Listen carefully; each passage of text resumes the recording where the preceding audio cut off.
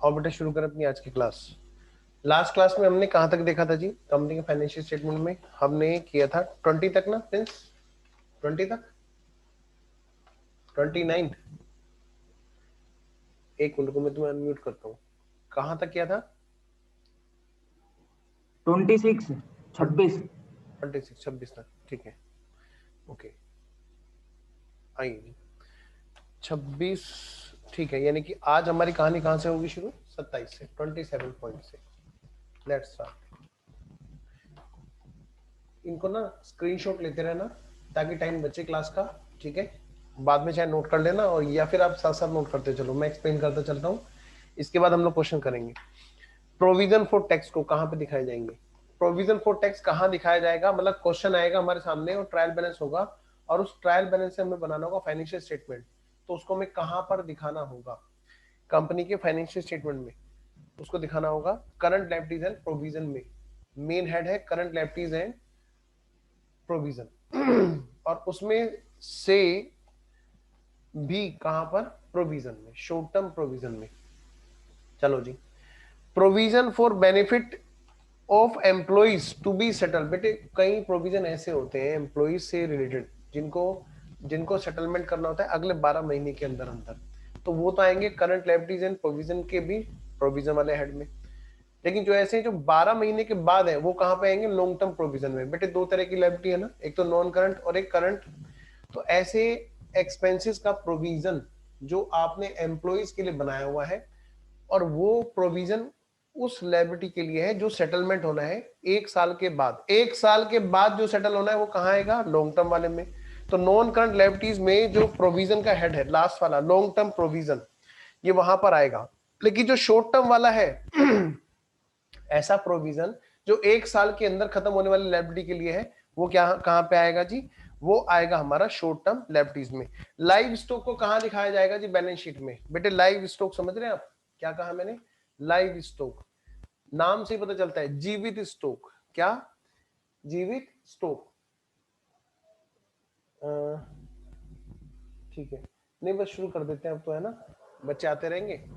आओ जी, तो मैं ये कह रहा हूं बेटे लाइव स्टॉक। लाइव स्टॉक कहते किसे? पहले तो इस बात को समझो। जैसे फॉर एग्जांपल मदर डेयरी है, मदर डेयरी के लिए गाय भैंस जो है वो दूध का सृजन करते हैं, वो उनके लिए क्या है? फिक्स एसेट्स है। मदर डेयरी के लिए गाय भैंस घोड़ा बकरा ये सब क्या है? मतलब ये उनके लिए क्या है? फिक्स एसेट्स का काम करते हैं। तो वो लोग जो चीजें जनरेट करते हैं वो क्या है हमारे लिए? एक रेवेन्यू नेचर की चीज है, ठीक है। तो ऐसी जो चीज है जो फिक्स एसेट्स है जो लाइव स्टॉक की फॉर्म में वहां पर, वो कहां पे आएगी? Of course non current assets में। क्या वो टेंजिबल है? ऑफ कोर्स टेंजिबल है। गाय भैंस उनको हम देख भी सकते हैं, टच कर सकते हैं, है ना। चलिए जी नेक्स्ट पॉइंट, ब्रांड। ब्रांड कहां पे आएगा जी बैलेंस शीट में? Brand non current liabilities, sorry non current assets में भी। कहां पर? इंटेंजिबल एसेट्स में। कहां पर? इंटेंजिबल एसेट्स में। Intellectual property right. Intellectual property right क्या होता है जी? प्रॉपर्टी राइट, किसी प्रॉपर्टी इंटेलेक्चुअल प्रॉपर्टी में आपने कोई राइट ले रखा है तो वो आपके लिए क्या है? इंटेंजिबल असेट्स है, ठीक है। लाइसेंस क्या होता है? हमने लाइसेंस दे रखा है जी अपने बिजनेस को करने का, और ऐसे केस में क्या होगा? वो लाइसेंस एक निश्चित पीरियड के लिए होता है, ठीक है। तब तक के लिए वो क्या है? हमारे लिए एक फिक्स एसेट्स की तरह है, बस वो टेंजिबल ना होके क्या है? इंटेंजिबल है। और इससे हमें क्या होगा जी? हमें इससे क्या होगा? रेवेन्यू जनरेट होगा। नेक्स्ट, तो वो हमारे कहां पे आएगा? नॉन करंट एसेट्स में भी। किस जगह पर? इंटेंजिबल वाले में। अगला पॉइंट बेटे ध्यान से करना, मतलब क्वेश्चन के अंदर क्या क्या चीजें ज्यादा से ज्यादा हो सकती है, हम क्या कर रहे हैं? इस पॉइंट को लिख रहे हैं। क्लियर है प्रिंस? कोई डाउट तो नहीं है? अच्छा वो रेज योर हैंड का है ना तुम्हारे उस पर सिंबल, ऐसा लगता है कि बच्चा कुछ पूछना चाह रहा है, ठीक है। आइए जी, तो नेक्स्ट पॉइंट है अपना building under construction. Building under construction, क्या बेटे बिल्डिंग बन चुकी है? नहीं, बिल्डिंग अभी बनी नहीं है, बिल्डिंग अंडर कंस्ट्रक्शन है। होता क्या है, जब इंजीनियर सर्टिफाई कर देगा तब वो बिल्डिंग कंप्लीट मानी जाएगी, ठीक है। तो ऐसे केस में ध्यान रखना होगा जो बिल्डिंग अंडर कंस्ट्रक्शन है, भाई है तो वो टेंजिबल ही ना, और है भी हमारे क्या? Non current assets. तो नॉन करंट असेट्स के अंदर भी जो टेंजिबल वाला पार्ट है उसी में ही बिल्डिंग अंडर कंस्ट्रक्शन को दिखाया जाएगा। और बेटे वहां पर होना क्या है, वो प्रॉपर्टी प्लांट एंड इक्विपमेंट के अंदर ही आएगा, और वो भी किसमें, capital work in progress head में। एक हेड है कैपिटल वर्क इन प्रोग्रेस, पता है। एक तो जहां पर फिक्सेस कंप्लीट है टेंजिबल वाली, जैसे बिल्डिंग पूरी बन गई जी, तो वो क्या है हमारे लिए, प्रॉपर्टी प्लांट एंड इक्विपमेंट में हम लोग कहां लिखेंगे उसको, टेंजिबल में। लेकिन अगर मान ले कोई बिल्डिंग अंडर कंस्ट्रक्शन है तो उसको हम कहां लिखेंगे जी, बोलो कहां पे लिखेंगे, कैपिटल वर्क इन प्रोग्रेस में। अगला पॉइंट, ये जो पॉइंट है कैपिटल एडवांस, ये है क्या चीज बेटे, हम कभी भी कोई भी चीज असेट्स बनवा रहे हैं, जैसे आपने पढ़ा होगा कॉन्ट्रैक्ट में, कॉस्टिंग में भी आप लोग पढ़ोगे, कुछ एडवांस मिलता है ना, अगेंस्ट कॉन्ट्रैक्ट। तो जो बंदा एडवांस देगा वो क्या करेगा, वो असेट्स के नाम का ही तो दे रहा है, तो वो उसको किस जगह पे शो करेगा, क्या वो लोन एंड एडवांस में लिखा है, नहीं भाई, वो एक करंट एसेट्स का पार्ट है ही नहीं। वो क्या करेंगे, उसको कहां पे शो करेंगे, वो ऑफ कोर्स यहीं पर शो करेंगे। कल को इसका क्या बनना है, फिक्स एसेट्स ही तो बनना है। अगला पॉइंट, नेक्स्ट, डेबिट बैलेंस। बेटे ये एक बड़ी अच्छी अमेंडमेंट आई थी, ये भी अमेंडमेंट मई 2012 में ही आई थी। क्या, ये जो डेबिट बैलेंस है, debit balance of profit and loss account, आपको पता है प्रॉफिट एंड लॉस में हमने हमने देखा है क्या, प्रॉफिट भी हो सकता है जी, लॉस भी हो सकता है। प्रॉफिट भी हो सकता है और लॉस भी हो सकता है। प्रॉफिट होगा तो बांटेंगे, नहीं होगा तो फिर नहीं बांट पाएंगे, डिविडेंड नहीं बांट पाएंगे, है ना, यही तो होगा। अब प्रॉफिट और लॉस दोनों तरह के बैलेंस वहां पे हो सकते हैं, आपको पता ही है इस चीज का। प्रॉफिट है तो भी वहां पे आएगा रिजर्व एंड सरप्लस में, वो कहते हैं लॉस अगर है तो भी आप उसको वहीं पे दिखाओ, क्योंकि ये जो नेगेटिव बैलेंस है ना, उसको कह रहे हैं फिर भी वहीं पे आने दो। क्या मतलब, मान लिया कि शेयर होल्डर ने 1 लाख रुपए लगाए प्राइवेट कंपनी में, शेयर होल्डर ने कैपिटल लगाई बेटे 1 लाख रुपए, लोगों से उधार लिया 2 लाख रुपए, और बेटे कुल मिलाकर के नुकसान हो गया वहां पर 1,20,000 रुपए। कितना, 1,20,000 रुपए। आई रिपीट, 1 लाख रुपए की कैपिटल लगाई, डेट इक्विटी रेशो को ध्यान रखेंगे, 2 लाख रुपए से ज्यादा लोन नहीं ले सकते हैं, तो 2 लाख रुपए का लोन ले रखा है। टोटल कंपनी में 3 लाख रुपए है, कहीं पे पैसा लगाया जी डूब गया, और 1,20,000 का नुकसान हो गया। मुझे आप पहले ये बताओ, ये नुकसान किसका है, शेयर होल्डर का कि उनका जिन्होंने लोन दिया है, किसका नुकसान है, शेयर होल्डर का। ये नुकसान नहीं है, ये नहीं है नुकसान उनका जिन्होंने लोन दिया है ये नुकसान है सिर्फ और सिर्फ किसका, शेयर होल्डर का। तो शेयर होल्डर का जो फंड है वहां पर इसको दिखाया जाएगा कि भाई तुम भले ही 100 रुपए लेके आए हो, तुम्हारा नुकसान 120 रुपए का है, अब तुम्हारी वर्थ जो है वो -20 है। तो ये क्या कहते हैं कि डेबिट बैलेंस भी अगर है तो वो भी आप शेयर होल्डर फंड में दिखाइए। बेटे अगली बात, कुछ लोन्स ऐसे हैं जो रिपेबल हैं, जो रिपेबल हैं किस तरह के, 12 मंथ्स के अंदर अंदर। जरा देखना,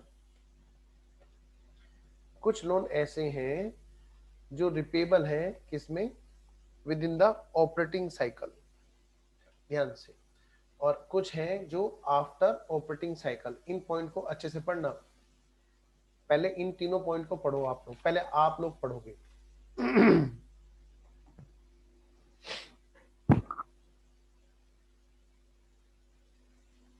पढ़िए जी।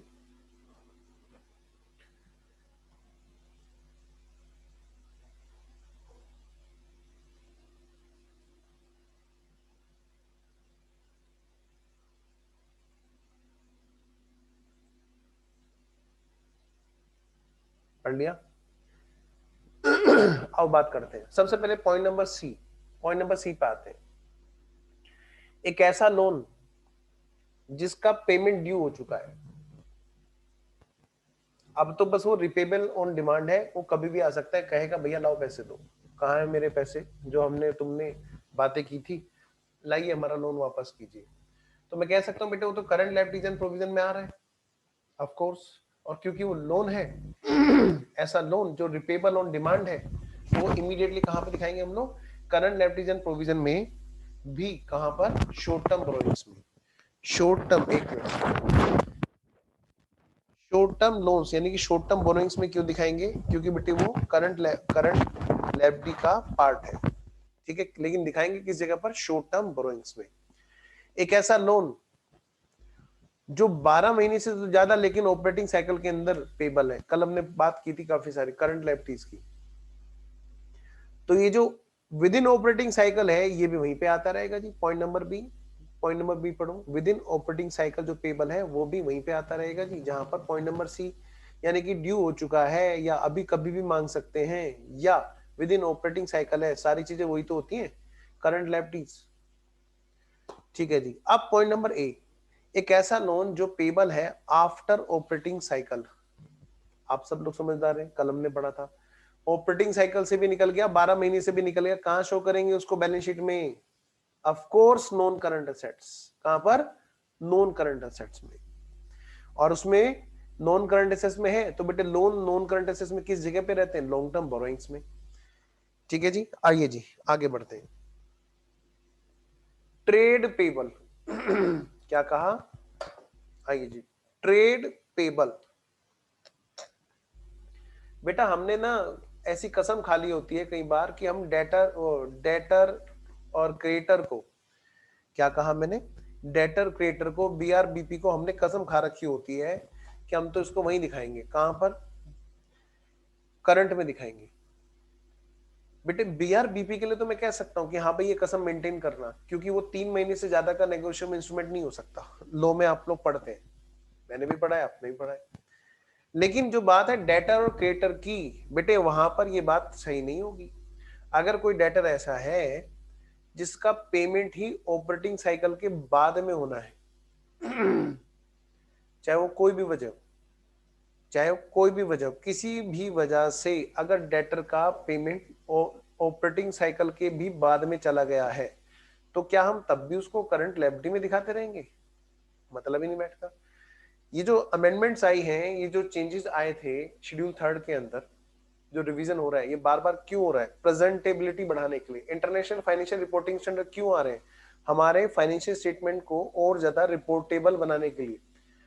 कुछ चेंजेस हमारे लॉ में डाले जा रहे हैं, कुछ चेंजेस इंड एएस के जरिए पढ़ाए जा रहे हैं। समझना मेरी बात को तो इस चीज को हमें ना एक्सेप्ट करने में कभी कोई टाइम लगता है, लेकिन ये बात हकीकत है। क्या? ऐसे डेटर जो ऑपरेटिंग साइकिल से भी बाहर निकल गए हैं, जिनकी रिकवरी तो पक्का है, इसीलिए बैलेंस शीट में दिखा भी रहे, लेकिन वो नॉन ऑपरेटिंग, वो क्या है, ऑपरेटिंग साइकिल से भी बाहर जा रहे हैं, तो ऐसी चीजों में क्या होगा? वो हमारे कहां पे आएंगे? नॉन करंट असेट्स में आएंगे। आई होप आपको इतनी बात ओके है। Non current liabilities, sorry non current assets में आएंगे। ऐसी बात बेटे क्रेडिटर के लिए है। अब यहाँ पर बात है ट्रेड पेबल की, तो ट्रेड पेबल के लिए भी ये बात है कि जब हम, हमारे जो क्रेडिटर ऐसे हैं जिनका पेमेंट हमें ऑपरेटिंग साइकिल के बाद में करना है, ठीक है, तो वो कहां दिखाए जाएंगे? नॉन करंट लायबिलिटी में दिखाए जाएंगे क्या वो लोन है? नहीं जी, लोन के अंदर तो आने से रहे, बोरोइंग्स में आने से रहे, क्योंकि आप देखो जरा, चेक करो फटाफट से कौन कौन से हेड थे वहां पे, वहां पे कौन कौन से हेड थे, कहां पे दिखाएंगे हम इसको? क्या लोन में दिखाएंगे? नहीं जी। क्या डीटीएल में दिखाएंगे? नहीं जी। Of course other long term liabilities में आएगा ये। ठीक है, क्या ये प्रोविजन है? नहीं जी। तय अमाउंट है और तय डेट है। जहां अमाउंट तय नहीं रहती, फिक्स नहीं रहती, सिर्फ उसको प्रोविजन बोला जाता है। जरा अगला पॉइंट पढ़ो, point number 38, trade payable to be settled within operating cycle. बेटे ये हो सकता है पॉइंट आगे पीछे हो, नंबरिंग आगे पीछे हो सकती है, क्योंकि मैं आपको ना कम नंबर में ज्यादा चीजें लिखा रहा था, तो नंबरिंग आगे पीछे होगी। ठीक है, तो आप नोट कर लेना, अकॉर्डिंगली नंबरिंग अपने अकॉर्डिंग सेट कर लेना। मैं फिलहाल यहाँ पे बोल रहा हूँ 38, स्क्रीन पे लिखा है 38 number, trade payable to be settled within operating cycle.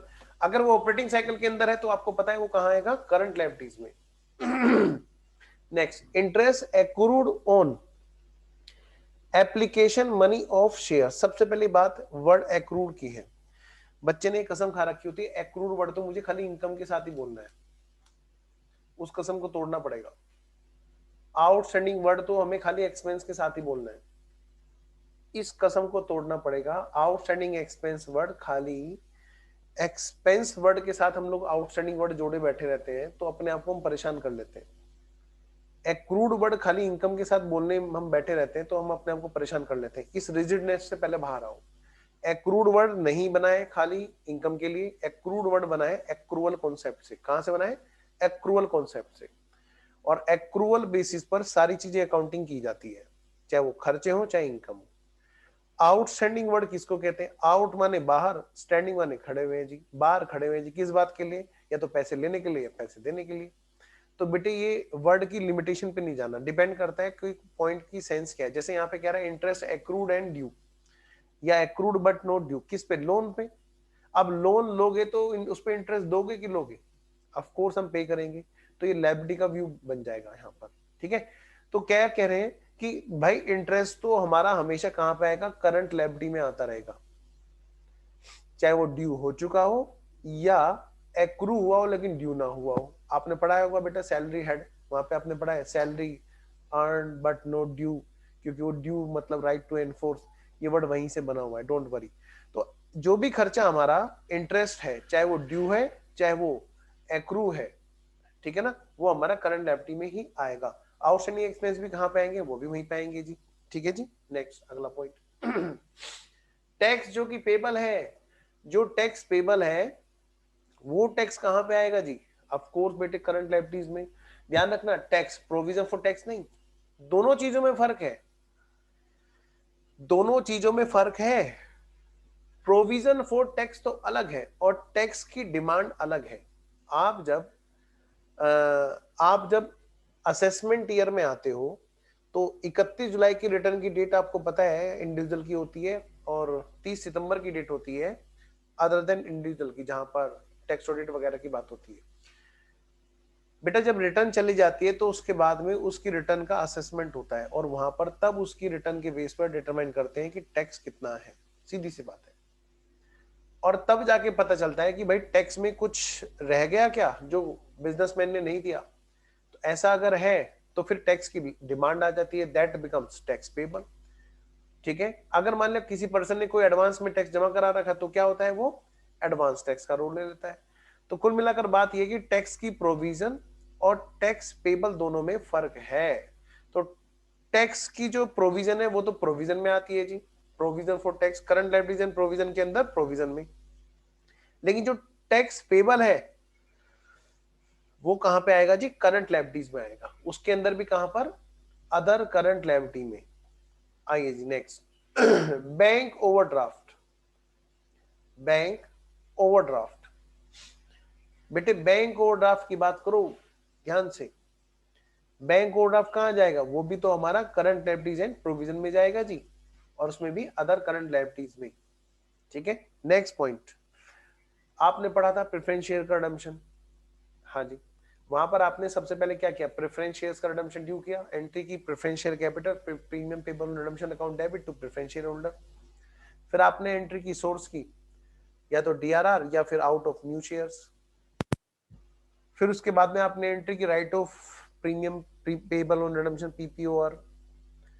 इसके बाद जब आप करने चले payment preference share holder account debit to bank, तो उस जगह पर क्या हुआ कि सारे लोग ट्रेस नहीं हो पाए। आपने किए होंगे क्वेश्चन जहां पे लिखा होगा कि इतने प्रेफरेंस शेयर होल्डर मिल नहीं रहे, ट्रेसेबल नहीं है, तो हम क्या करते हैं, उनका पेमेंट ही नहीं कर पाते। तो ऐसे केस में क्या होगा, ऐसे केस में क्या होगा बेटा, उनका पेमेंट नहीं कर पाते हैं हम लोग, बाकी का पेमेंट करते हैं। तो इसका मतलब यह है कि वो पेमेंट दोबारा नहीं मांगेंगे, ऐसा नहीं है जी। क्या होगा कि बेटा वो पेमेंट मांगेंगे, तो तब तक के लिए क्या होगा, उनका पेमेंट हमारे पास में रहेगा, ठीक है। ध्यान से, वो हमारे लिए एक लायबिलिटी है। लेकिन लेकिन लेकिन लेकिन अब हुआ क्या, कह रहे हैं कि कल तो हमें तुम मालिक मानते थे, अगले दिन से आए तो उनको ऐसे बिहेव करो गैरों की तरह। तो कह रहे हैं बड़ा इमोशनली अत्याचार हो जाएगा।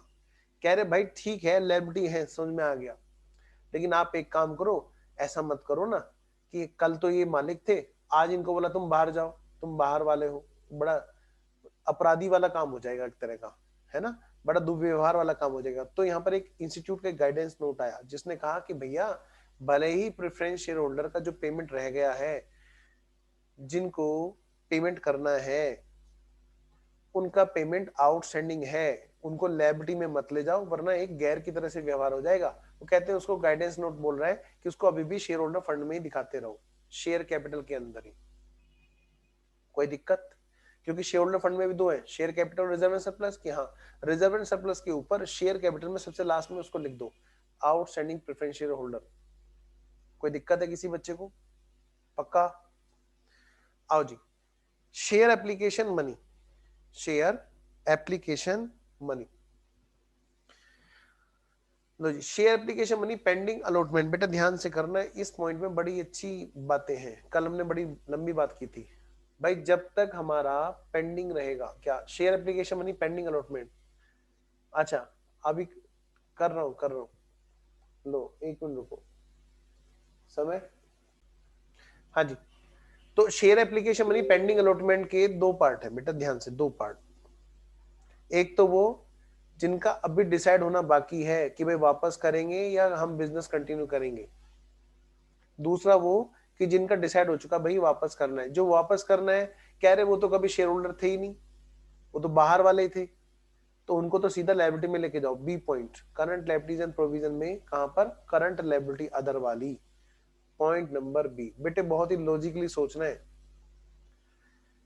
अगला पॉइंट, लेकिन जो ऐसा है जिसका अभी डिसीजन होना बाकी है, तो बेटे बैलेंस शीट में आपको मैंने पहले बताया था कि ये हेड आपको नॉर्मली क्वेश्चन में नहीं मिलेगा, लेकिन फिर भी अंडरस्टैंडिंग तो हमें होनी चाहिए ना कि ये है क्या पॉइंट। तो वो कहते हैं कि उसका एक अलग से हेड बना दो बैलेंस शीट में, वो बना भी दिया, आपको पता ही है इस चीज का, है ना। एप्लीकेशन मनी पेंडिंग अलॉटमेंट, वो इसी चीज का है। ठीक है, आइए जी आगे बढ़ते हैं। आगे क्या बढ़ते हैं, बस हो गया ये तो काम। तो लास्ट क्लास में हमने एक, अच्छा शेयर होल्डर फंड्स के बाद, अच्छा शेयर होल्डर फंड्स के बाद, अच्छा वहां पे लिखा है बेटा ऋषभ जी, वहां पे लिखा है गाइडेंस नोट आईसीएआई का, उसके बाद में लिखा है शेयर कैपिटल। ठीक है,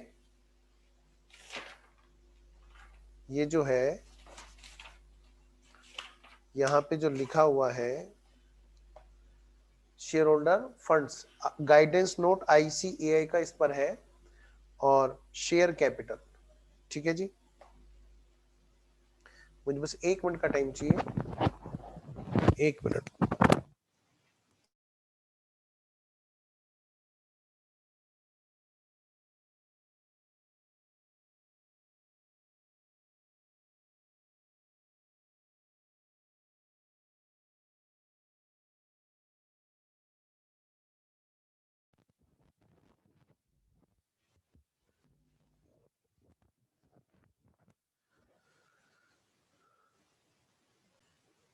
हाँ जी चलें आगे, आओ जी चलो।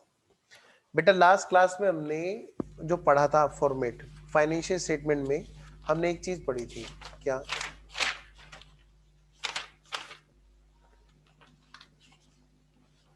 हमने जो लास्ट क्लास में किया था वो हमने, देखो ये इंडेक्स तो पूरी होगी अपनी, जो क्वेश्चन में आपको आ सकता है जैसा ना ये रहा, हमने पढ़ा था कि भाई यहां पर इस चैप्टर में हमें करना क्या क्या है। सबसे पहले तो मतलब तरीका जो इस चैप्टर को करने का है, मैं आपको उसी तरीके से इसको करा रहा हूं। सबसे पहले बेसिक अंडरस्टैंडिंग, कुछ हमने थियोरेटिकल पॉइंट पढ़े, क्या क्या उसमें लीगली पॉइंट है, कौन कहता है जी, और उनके बुक्स ऑफ अकाउंट वगैरह वगैरह सब चीजें।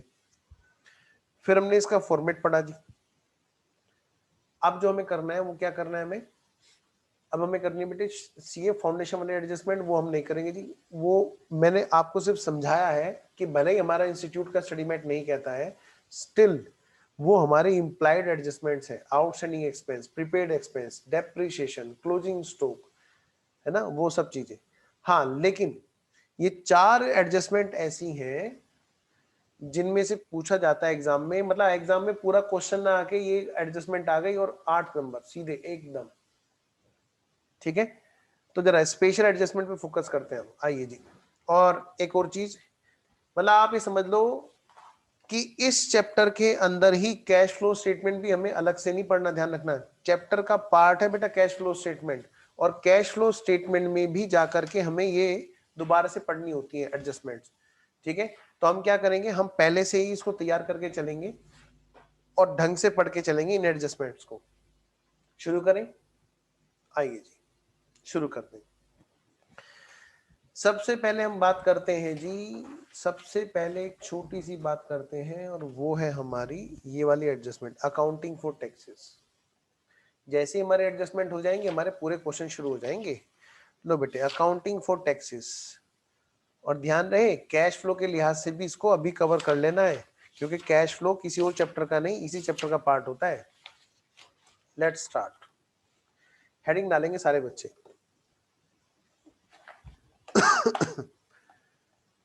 स्पेशल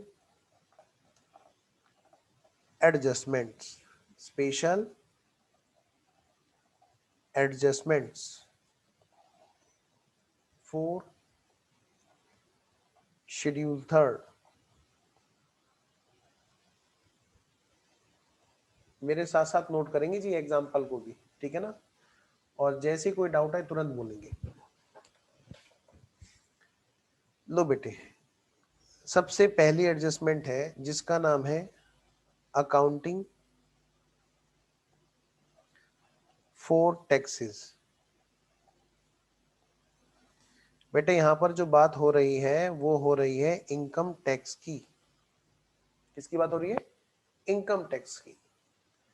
बेटे एक तो जीएसटी होता है, इनडायरेक्ट टैक्स, है ना, एक होता है डायरेक्ट टैक्स। डायरेक्ट टैक्स में इनकम टैक्स। मैं इनकम टैक्स की अकाउंटिंग की बात कर रहा हूं। कंपनी की बुक्स में इनकम टैक्स की अकाउंटिंग कैसे होती है, ठीक है जी। चलिए जी, तो एक काम करेंगे फटाफट से बच्चे मेरे साथ साथ में कुछ छोटा सा काम करेंगे। क्या करेंगे सर? यहाँ पर मैं आपको कुछ लेजर बनवा रहा हूँ।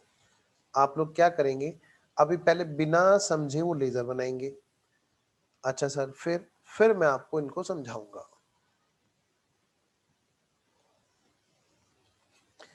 सर एग्जाम में हमें date, particular, LF, amount, debit, amount, credit लिखना है क्या इतना सब कुछ? नहीं जी। तो फिर कैसे लेजर बनाने? ऐसे जैसे मैं तुम्हारे सामने स्क्रीन पे बना रहा हूं ऐसे ही लेजर वहां पर बनाने हैं। क्योंकि सीए बनने के बाद में तुम लोग जब ऑफिस में बैठ के या कहीं पर भी जॉब करोगे, जहां पर भी, वहां पर क्या तुम date, particular, LF, amount, debit, credit करोगे? नहीं जी, वो फाउंडेशन लेवल की बात थी। अच्छा, पहला लेजर फटाफट से बनाएंगे मेरे साथ साथ में। इसका नाम है प्रोविजन फॉर टैक्सेशन या टैक्स। प्रोविजन फॉर टैक्स बोल दो या प्रोविजन फॉर टैक्सेशन बोल दो। यहाँ टैक्स का मतलब इनकम टैक्स है। Advance tax. अगला लेजर टैक्स लायबिलिटी। कभी कभी यही टैक्स डिमांड के नाम से आ जाता है, डिमांड या टैक्स लायबिलिटी। शुरू करें? आओ जी शुरू करते हैं। पहले मैंने कहा ना, पहले बिना दिमाग लगाए बस लिखना है। क्या करना है? सिर्फ लिखना है, ताकि नोट करने वाला छोटा सा काम हमारा पूरा हो जाए, और फिर मैं इसी को समझाऊंगा, ठीक है। By balance brought down. बेटे अगर लगे कि स्क्रीन क्लियरली विजिबल नहीं है तो प्लीज मुझे बताना। मैंने पेन हल्का ले लिया शायद। लो, बाय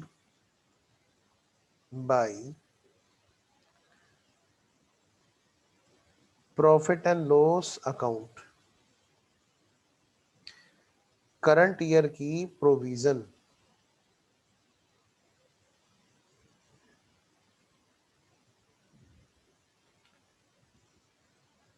टू टैक्स लायबिलिटीज और to balance carried down.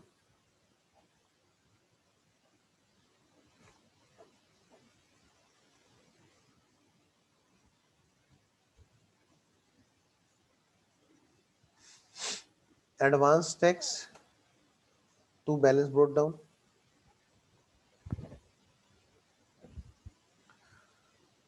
To bank paid during the year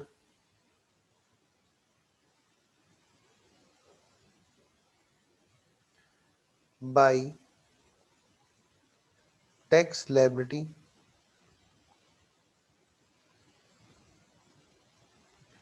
or by balance carried down।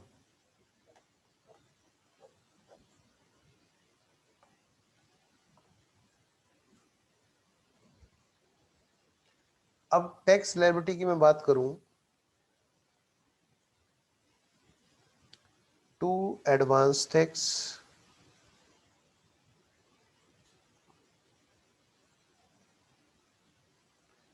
Bye provision for tax.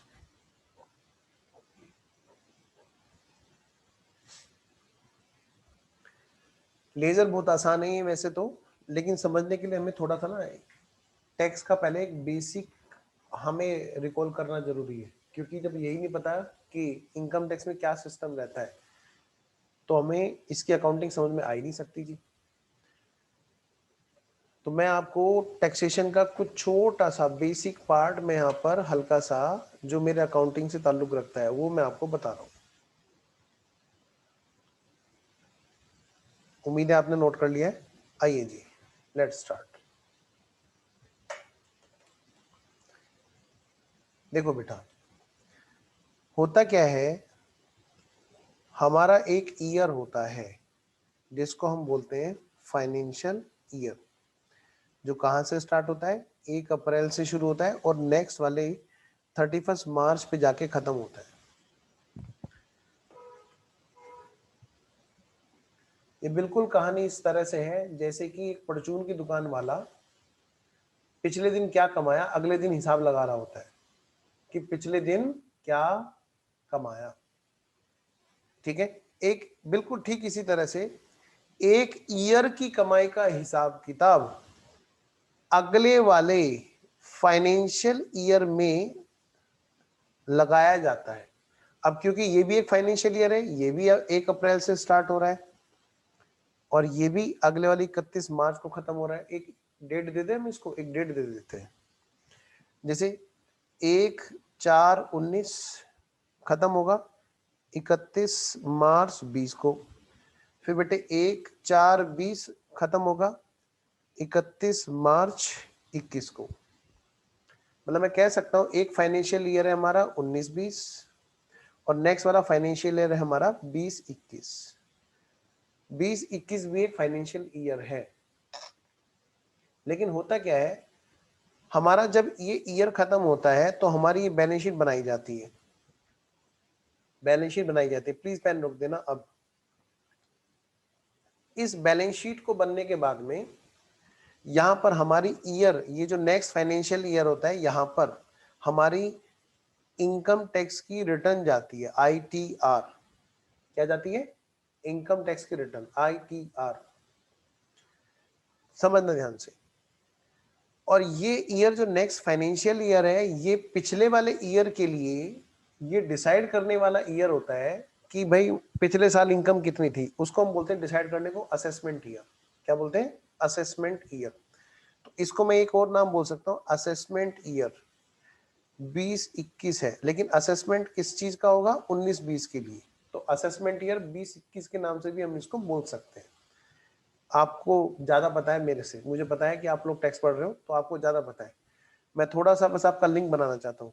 बेटे, कंपनी के केस में होता क्या है, कंपनी के जो शेयर होल्डर हैं वो कहते हैं कि भैया आप जाइए फटाफट से CA से अटेस्ट करा करके आइए और हमें बताइए कि खाते क्या कहते हैं। बेटे वो CA से अटेस्ट कराया, फिर उसके बाद में यहाँ पे एनुअल जनरल मीटिंग हुई, फिर खाते अप्रूव हुए कि हाँ भाई चलो भाई सारे काम ठीक है, शेयर होल्डर के सामने सारी चीजें आ गई और फिर वो सब कुछ चीजें सॉफ्ट कॉपी में या हार्ड कॉपी में वो इनकम टैक्स की रिटर्न की जो साइट है वो इनकम टैक्स की रिटर्न चली जाती है।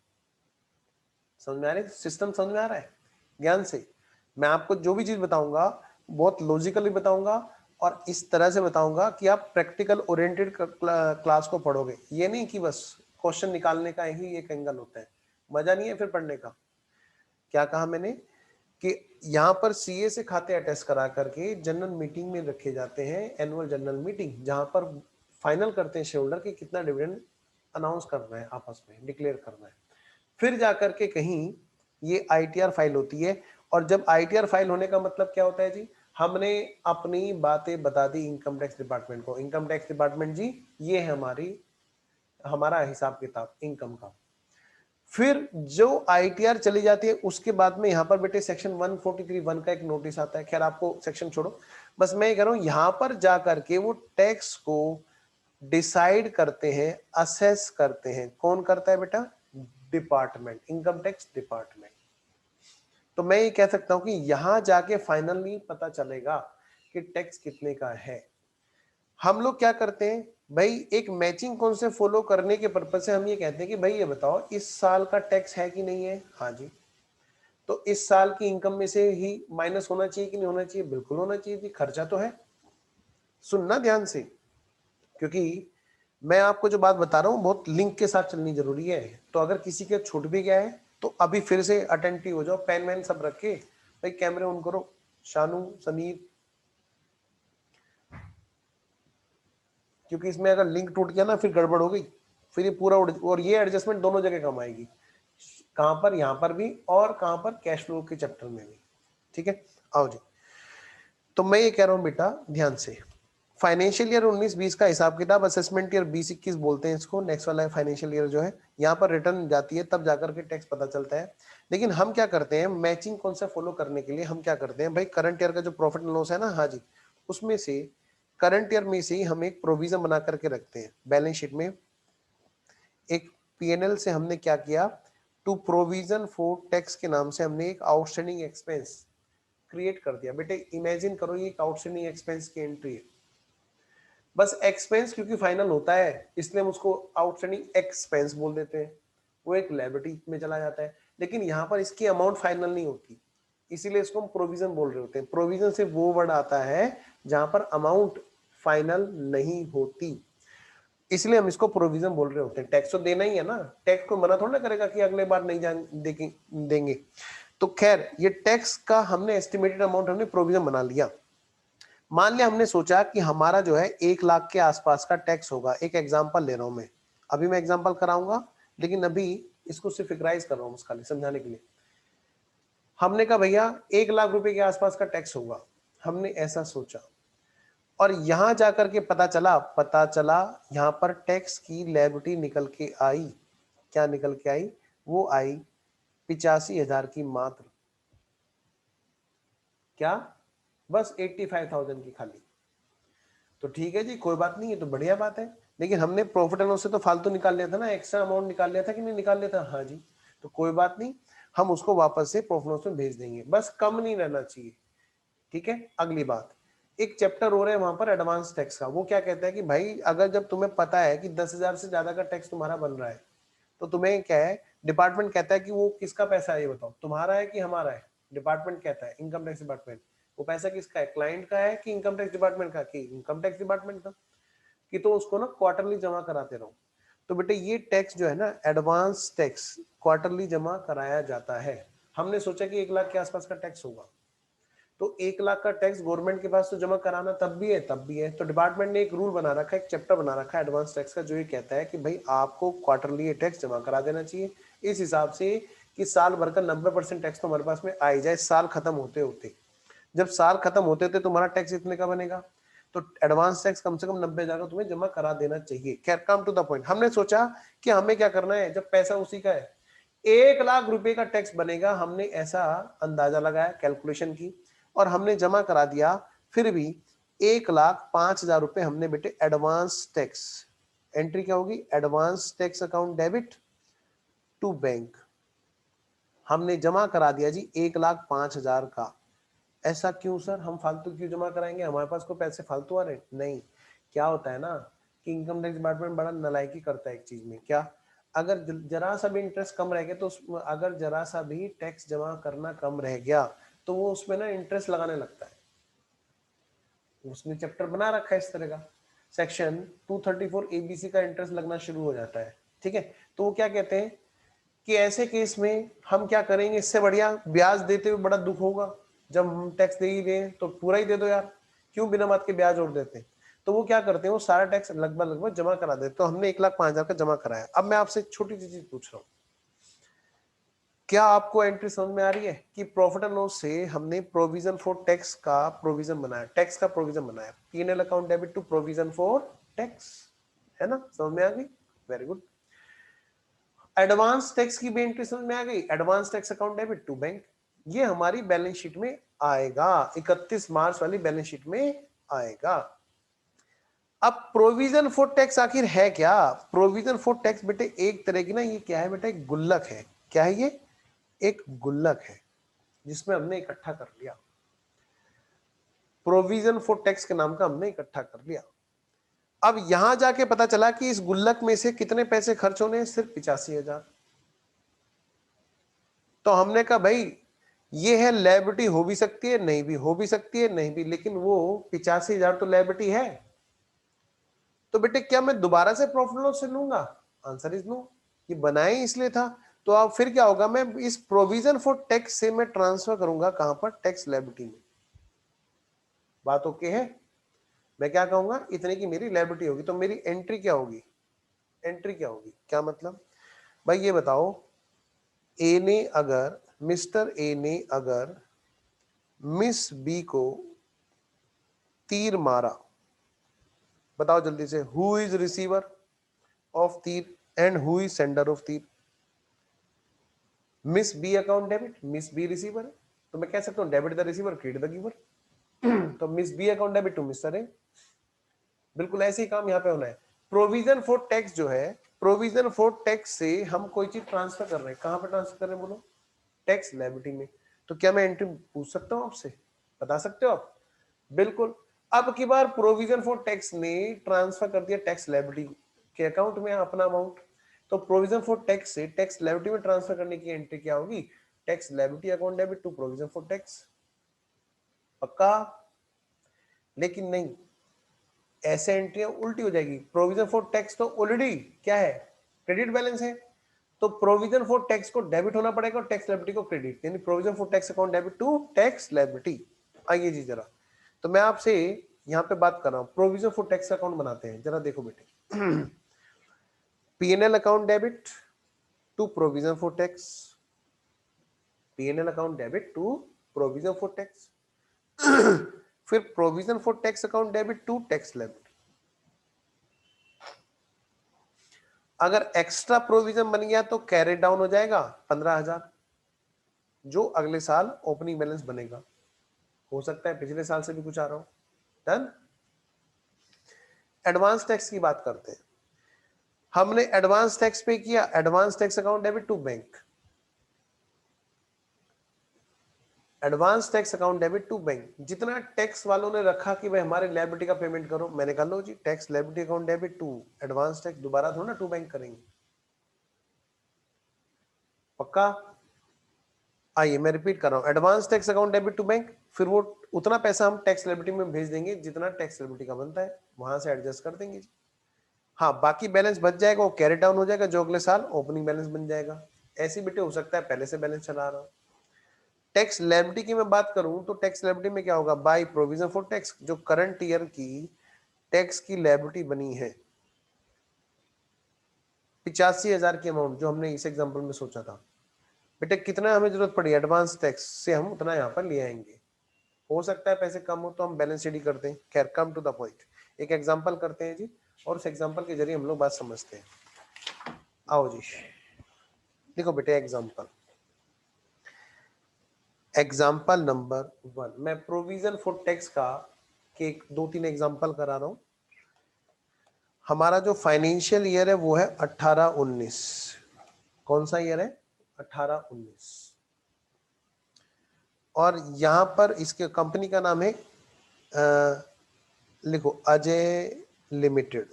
क्या नाम है? अजय लिमिटेड, ये कंपनी है। फाइनेंशियल ईयर 18-19 की बात है बेटे। नेट प्रॉफिट है इसका 1,50,000 का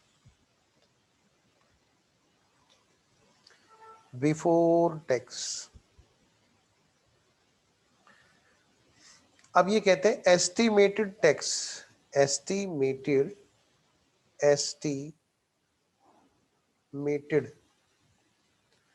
जो टैक्स है वो है एट द रेट ऑफ 30%। मैं आपको बता दूं इंडियन कंपनीज पर 30% का रेट चलता है, पार्टनरशिप फर्म पे भी, फॉरेन कंपनीज पे 40% का।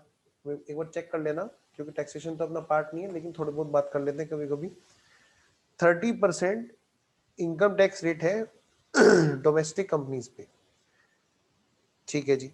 और मान लीजिए ये प्रॉफिट बेटे 15 लाख का ले लेते हैं, वरना बहुत छोटा लगेगा। लो जी 1.5 लाख में तो माफी।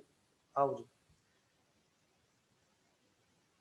हाँ नहीं एग्जाम नहीं होगा। इनकम टैक्स में अगर 10,000 रुपए का प्रॉफिट पे होगा तो भी कंपनी के लिए कोई स्लैब रेट नहीं है, कोई अमेंडमेंट थोड़ा ना आएंगे, है ना, वहां पे तो फ्लैट रेट है ना। हाँ, इसीलिए तो कई बार क्या होता है, मैंने देखा है, मेरे एक दो दोस्त थे, थोड़ा सा मैं क्लास से हट के बात बता रहा हूँ, उनकी बारे में मैंने पूछा, मैंने कुछ क्लाइंट को भेजा अपने वहां पे, मैंने कहा यार थोड़ा सा मैं तो पढ़ाई में लगा हुआ हूँ, तो तुम ही थोड़ा सा ऐसा कर लो कि तुम ही इन क्लाइंट को देख लो, मेरे पास टाइम नहीं है।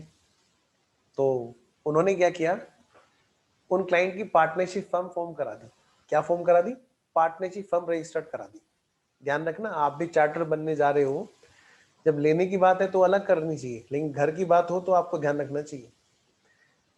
चार्टर्ड अकाउंटेंट हो तो इसका ये मतलब नहीं होता कि आप ना किसी भी चीज को बिल्कुल ही वो कर लो, थोड़ा सा इंसानियत वाली भी तो चीज होनी चाहिए ना हमारे अंदर भी, और हम सब लोग मेंटेन करते हैं। लेकिन उन्होंने गड़बड़ करी। क्या गड़बड़ की? आपको मैं बात इसलिए बता रहा हूँ क्योंकि रेट वाली बात आ गई। एक फर्म फॉर्म करा दी, partnership firm, Mister A Mister B मेरे क्लाइंट थे, उनको मैंने भेजा। उन्होंने क्या किया, 15 लाख है नेट प्रॉफिट इस एग्जांपल में, तो उन्होंने क्या किया, उनकी फर्म फॉर्म करा दी, A B and associates, partnership firm बना दी। अब क्या होगा, अगले बेचारे स्लैब रेट का फायदा नहीं उठा पाए, अभी तो बिजनेस शुरू किया था उन्होंने, कहाँ तो उनको अभी पहले साल मुझे तो लगता नहीं 1.5 लाख 2 लाख का भी प्रॉफिट हुआ होगा, क्योंकि नया नया बिजनेस था। तो उनको उन्होंने सलाह दी कि पार्टनरशिप फर्म बना लीजिए। अब पार्टनरशिप फर्म बनाने से क्या हुआ, इनकम टैक्स डिपार्टमेंट को तो पूरा टैक्स गया ना भाई का, 1.5 लाख भी उन्होंने कमाया। कहाँ तो एक बंदा 1.5 लाख में एग्जाम करा लेता, उधर टैक्स भी दिया, फिर अगले बंदे ने क्या किया, 3 3 रिटर्न भरी, पार्टनरशिप फर्म की फीस अलग ली रिटर्न भरने की, उनकी इंडिविजुअल रिटर्न दोनों की अलग भरने की अलग फीस ली। मैंने कहा यार ये बढ़िया तरीका है, कह रहे डिपार्टमेंट को भी दिलाया खुद भी खाया। लेकिन फिर क्या होगा, क्लाइंट रुकेगा क्या कभी ऐसे? क्लाइंट को हमेशा में ऐसी सलाह देनी चाहिए कि वो टैक्स की प्लानिंग का यूज करते हुए अपना भी बेनिफिट कर ले, बिना डिपार्टमेंट का नुकसान करे। खैर, वापस से आते हैं। तो पार्टनरशिप फर्म और बेटे कंपनी ऐसी चीज है, कभी भी आप कोई काम करो शुरू में मत करो इस फॉर्म में काम, क्योंकि उसमें क्या होता है, फ्लैट रेट लगता है। और ना किसी को सलाह दो, हमेशा एक हो भाई, जब गवर्नमेंट छूट दे रही है 2.5 5 लाख रुपए तक की, तो वहां तक तो बेनिफिट ले ही लो ना, वहां तक क्यों टैक्स दे रहे हो। आओ जी, अजय लिमिटेड है, उसकी उस कंपनी का प्रॉफिट क्या है, 15 लाख का है जी बिफोर टैक्स। और एस्टिमेटेड टैक्स है कि भाई वो 30% के आसपास का एस्टिमेट था कि टैक्स होगा। मतलब मैं कह सकता हूँ 15 लाख का 30% यानी कि एस्टिमेट क्या था, 4.5 लाख के आसपास का टैक्स बनेगा। बेटे एक एडवांस टैक्स इन्होंने जमा करा रखा। एडवांस टैक्स क्यों जमा करा रखा था आपको पता है ना, क्योंकि डिपार्टमेंट ने बोला है क्वार्टरली जमा कराने के लिए। तो साल भर में इन्होंने 31 मार्च तक advance tax during the year जो जमा कराया वो था जी 4,70,000 का। कितने का बेटा? 4,70,000 का। आपसे ये क्या कह रहे हैं, pass necessary journal entries and ledger for financial year 18-19। आपसे ही कह रहे हैं कि भाई आप एक काम करो, पहले फाइनेंशियल ईयर 18-19 के अकाउंट्स बना करके दिखाओ और जनरेटरी भी करके दिखाओ in the books of company, in the books of company. मैं वेट कर रहा हूं कि आप लोग कर रहे हैं इसको, बेटे फटाफट से करो, सारे बच्चे करेंगे।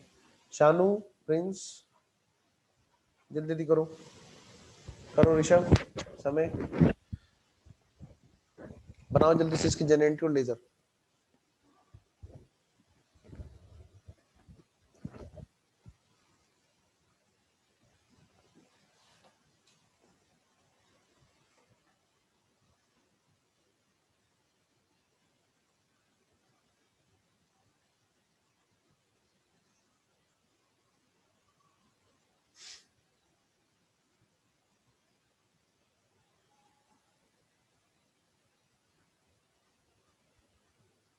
टैक्स लायबिलिटी नहीं, अभी टैक्स लायबिलिटी की बात ही नहीं कर रहे हम लोग। टैक्स लायबिलिटी तो अगले साल जाकर डिटरमाइन होगी 19-20 में, है ना। हम तो 18-19 के अकाउंट की बात कर रहे हैं।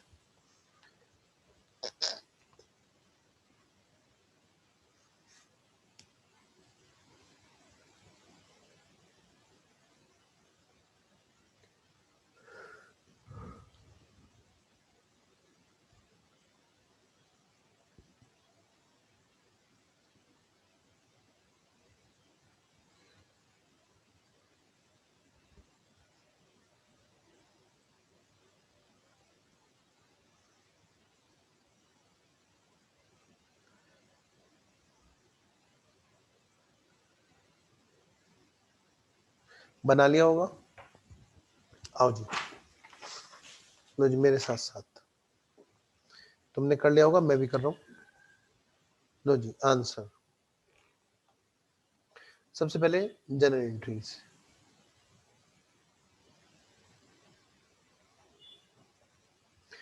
पहली एंट्री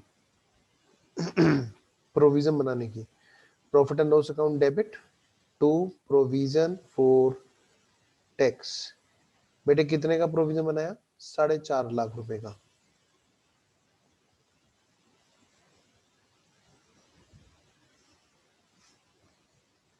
नेक्स्ट दूसरी एंट्री बेटा, एडवांस टैक्स जमा कराने की, advance tax account debit to bank 4,70,000 रुपए। बेटा दूसरा पार्ट है इस क्वेश्चन के अंदर क्या, लेजर्स। लेजर्स में दो हैं, एक तो है आपका प्रोविजन फॉर टैक्स और दूसरा है हमारा क्या, advance tax. Provision for tax में क्या पोस्टिंग होगी, by PNL 4.5 lakh,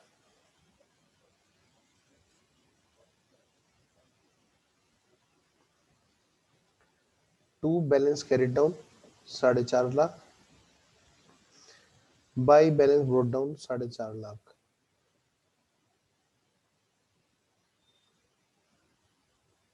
advance tax में टू बैंक कितना, 4,70,000। बेटे by balance CD 4,70,000, to balance BD 4,70,000।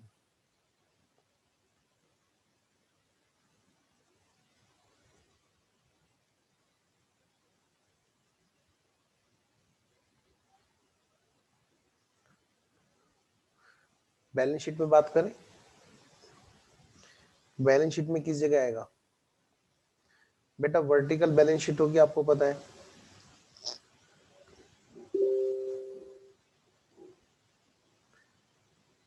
Vertical balance sheet में, बैलेंस शीट एज एट 31 मार्च 2019 की balance sheet. Vertical balance sheet में यहां पर करंट लायबिलिटीज एंड प्रोविजन है, जिसके अंदर सबसे लास्ट में जो पॉइंट है प्रोविजन फॉर टैक्स, ये वहां पे जाएगा।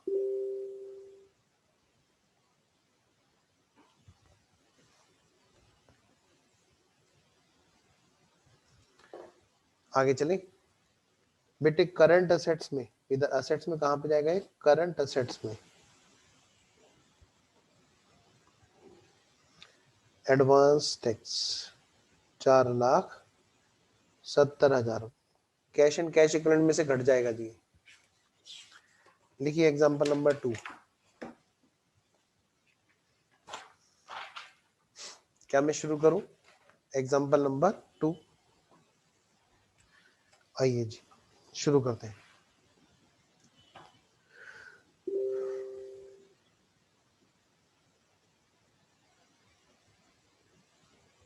हाँ आइए जी, एग्जांपल नंबर 2, वो टेबल मैंने इसीलिए बनाई थी ऋषभ। एग्जांपल नंबर 2 में लिखो बेटा, फाइनेंशियल ईयर 19-20 में तो जो हमारा नेट प्रॉफिट है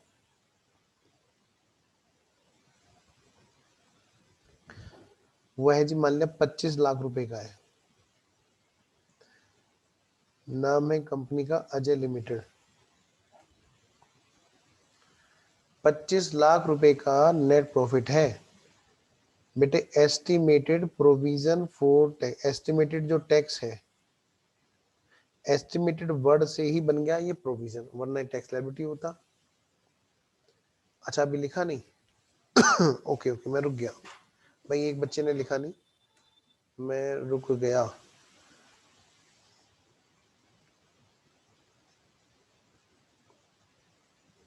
लो जी मैं रुक गया। अच्छा खाली बैलेंस शीट।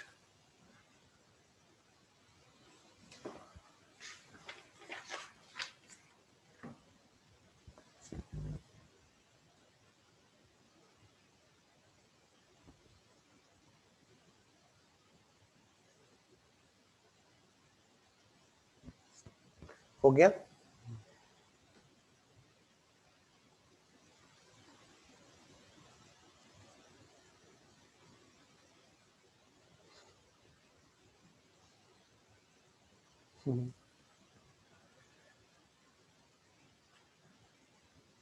आओ जी डन। लो बेटा एग्जांपल नंबर 2। एस्टिमेटेड टैक्स का जो प्रोविजन है वो कितना बेटा 30%। ठीक है। एडवांस टैक्स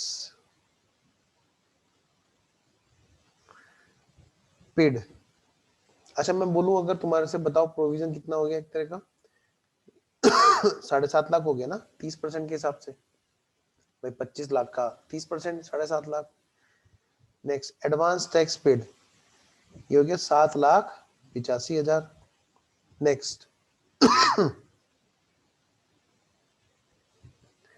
टैक्स लायबिलिटी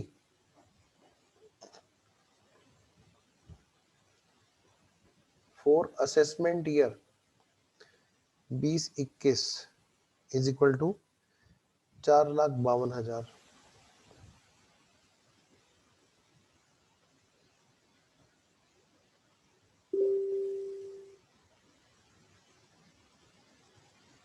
बीस इक्कीस नहीं 19-20।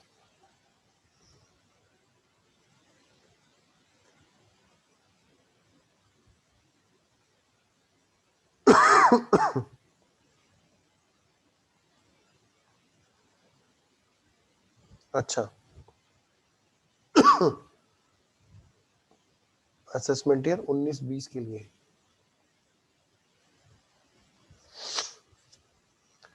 और ओपनिंग जो प्रोविजन है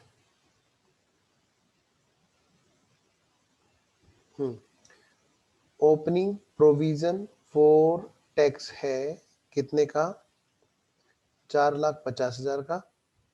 और ओपनिंग वाला एडवांस टैक्स है कितने का 4,70,000 का।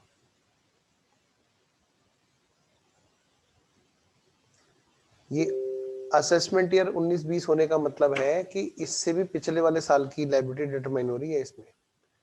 तो आपसे आपको क्या करना है, आपको ये जो करंट ईयर है हमारा, करंट ईयर हमारा फाइनेंशियल ईयर 19-20 जो किसी पिछले वाले 18-19 के लिए असेसमेंट ईयर बन गया, आपको क्या करना है करंट ईयर की जनरल एंट्रीज भी और लेजर भी आपको बनाना है। मैं वेट कर रहा हूं आपका। आई नो कि इसमें थोड़ा सा आपको दिक्कत महसूस हो सकती है, तो मैं आपके सामने फुल स्क्रीन पे कर रहा हूँ जी। मैं आपको पूरे 2-3 मिनट का टाइम दे रहा हूँ। टिक टिक 1। देखिए कौन सबसे पहले बना के ग्रुप में डालेगा सोल्यूशन।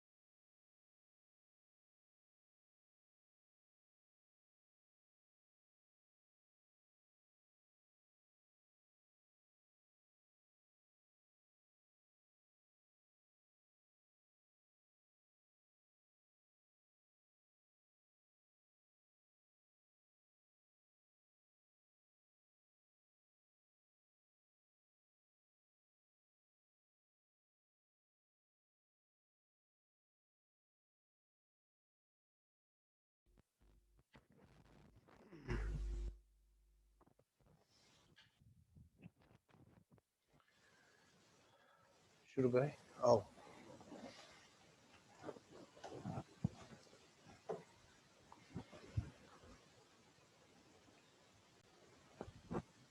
लो जी शुरू हो जाओ फटाफट से। भाई पहली एंट्री क्या होगी?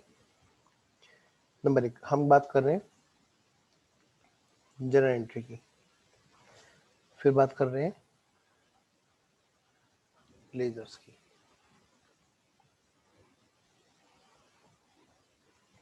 पहली entry profit and loss account debit to provision for tax.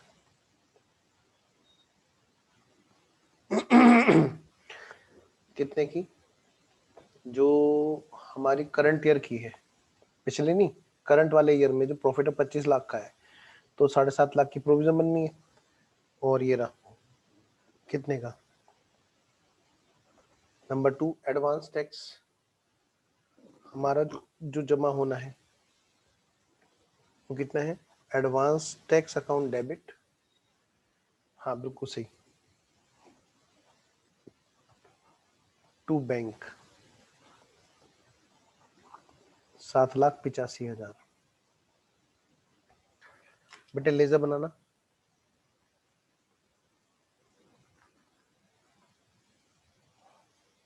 Provision for tax, इधर एडवांस टैक्स, और यहां पर हो गई टैक्स लायबिलिटी, क्योंकि अभी एंट्रीज और भी बनेंगी, ध्यान रखना। करो जी। सबसे पहले बेटे ओपनिंग बैलेंस कितने का था इसका? प्रोविजन फॉर टैक्सेशन का ओपनिंग में था 4.5 लाख रुपए का। इधर एडवांस टैक्स का कितने का बैलेंस था? 4,70,000 रुपए का।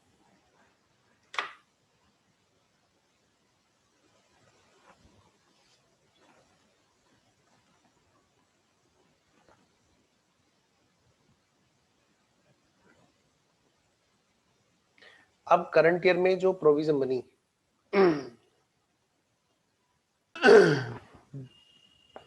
तो प्रोविजन फॉर टैक्स कितना? 4.5 लाख रुपए। ठीक है बेटा, करंट ईयर की प्रोविजन कितने की है बताओ जरा। करंट ईयर में हमने जो नई प्रोविजन बनानी है वो कितने की है बेटा? वो है हमारी 7.5 लाख रुपए की, करंट ईयर वाली। जो करंट ईयर के नाम का पे किया वो कितना है? टू बैंक, वो कितना है जो अभी पे किया? 7,85,000, जिसकी हमने एंट्री की। क्या हम ओपनिंग बैलेंस की अलग से कोई एंट्री करेंगे? नहीं, वो तो ओपनिंग में हो चुकी होगी। अब टैक्स लायबिलिटी की बात करते हैं। प्लीज बेटे पेन रुक देना और वीडियो ऑन करो। बताओ जी, पिछली बार हमने क्या सोचा था कि 4.5 लाख रुपए का टैक्स बैठेगा?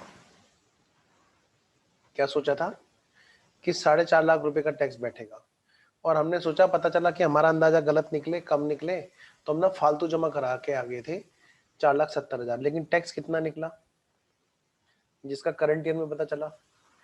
4,52,000 का। तो प्रोविजन फॉर टैक्स से पहले बेटे टैक्स लायबिलिटी में ट्रांसफर करो। कितने ट्रांसफर करोगे बताओ? 4,52,000 टू टैक्स लायबिलिटी। भाई 4,52,000 इधर यहां पर बाई प्रोविजन फॉर टैक्स 4,52,000। बेटे जो एडवांस टैक्स जमा कराया वहीं से तो पूरा करोगे ना उसको। तो टैक्स लायबिलिटी को एडवांस टैक्स से पूरा करो। टू एडवांस टैक्स 4,52,000 इधर बाई टैक्स लायबिलिटी 4,52,000।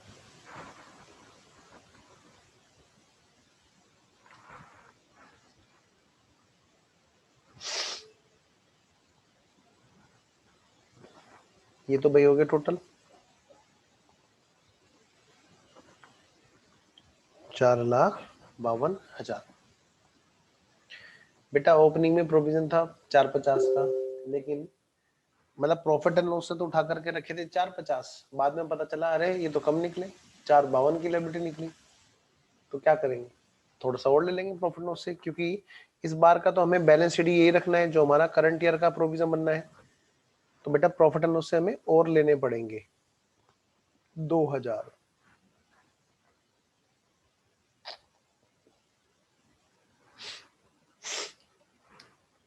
हमने 470 का जमा करा रखा था, पता है आपको, 470 का जमा करा रखा था। बताओ जरा कितने का बैलेंस शीट हो गया, बाई बैलेंस शीट टोटल कर लो जी, इधर का भी कर लो उधर का भी कर लो फटाफट से, पहले प्रोविजन फॉर टैक्स का टोटल करो, 452 प्लस 750, 12,02,000,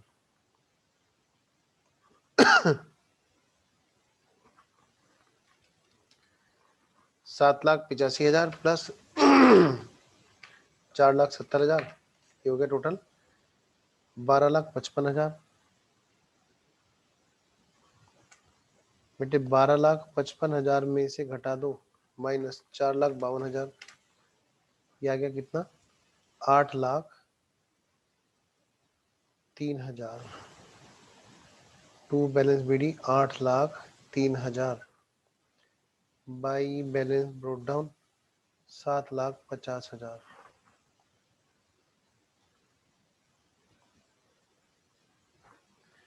अभी बताओ एंट्रियां कौन कौन सी कर ली हमने और कौन कौन सी रह रही हैं। एंट्री हमने कर ली है, ये वाली एंट्री कर ली हमने और ये वाली एंट्री कर ली। अब एंट्रियां रह कौन कौन सी रही हैं, पहले तो ये प्रोविजन में जो कम पड़ा पहले तो इसको निपटाओ। एंट्री क्या होगी, number 3 profit and loss account debit. अच्छा समय तुम्हारा मैसेज देखा मैंने, ये पॉइंट समझ नहीं आया, समय कोई डाउट है। Profit and loss account debit to provision for taxation, बेटे बताना एक बार कितना, 2,000 का प्रोविजन और बनाया हमने लास्ट ईयर के लिए। अच्छा मैं अनम्यूट करता हूँ, लो जी पूछो बेटा, समय डाउट पूछो।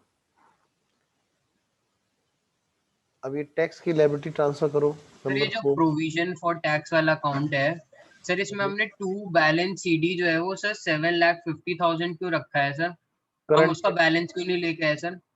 क्योंकि हमें करंट ईयर के बारे में बात करनी है, करंट ईयर का जो बैलेंस है वो हमारा सेम वही रहेगा ना जो अगले साल जाकर के लिए हम एस्टिमेट करके लेके चल रहे हैं, उसका बैलेंस उतना सर वो रहना जरूरी है ना।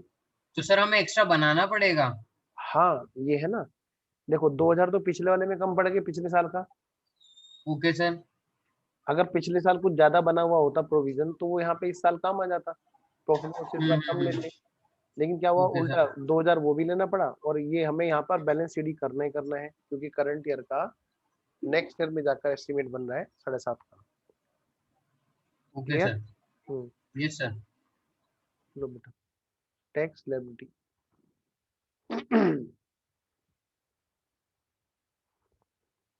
मैं ना अनम्यूट करने का ऑप्शन दे रहा हूँ सबको, जिसको डाउट हो तो एक बार मैसेज जरूर कर देना, मैं डाउट पूछने से पहले। हाँ जी, टैक्स लायबिलिटी कितने की है भाई, ये बनी हमारी 4,52,000।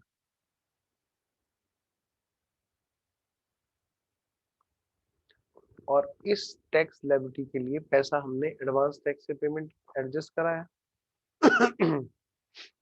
एंट्री क्या होगी, tax liability account debit to advance tax 4,52,000। पहले मुझे इतनी बात बताएंगे सारे बच्चे कि इतनी बात ओके है कि नहीं ओके है। ओके है तो ओके लिख के भेजो, नहीं ओके है तो देखो क्लियरली। अच्छा लास्ट एंट्री, लास्ट एंट्री में बेटे जो हमारा लेजर है ना टैक्स लायबिलिटी, टैक्स लायबिलिटी में देखो टू साइड में क्या आ रहा है, ये लो मैं बताता हूँ। देखो ये लास्ट की जो दो एंट्रियां हैं ये सारे की सारी टैक्स लायबिलिटी वाले अकाउंट की है, provision for tax account debit to tax liability. यही वहां से इधर आया, इसी बात की एंट्री है।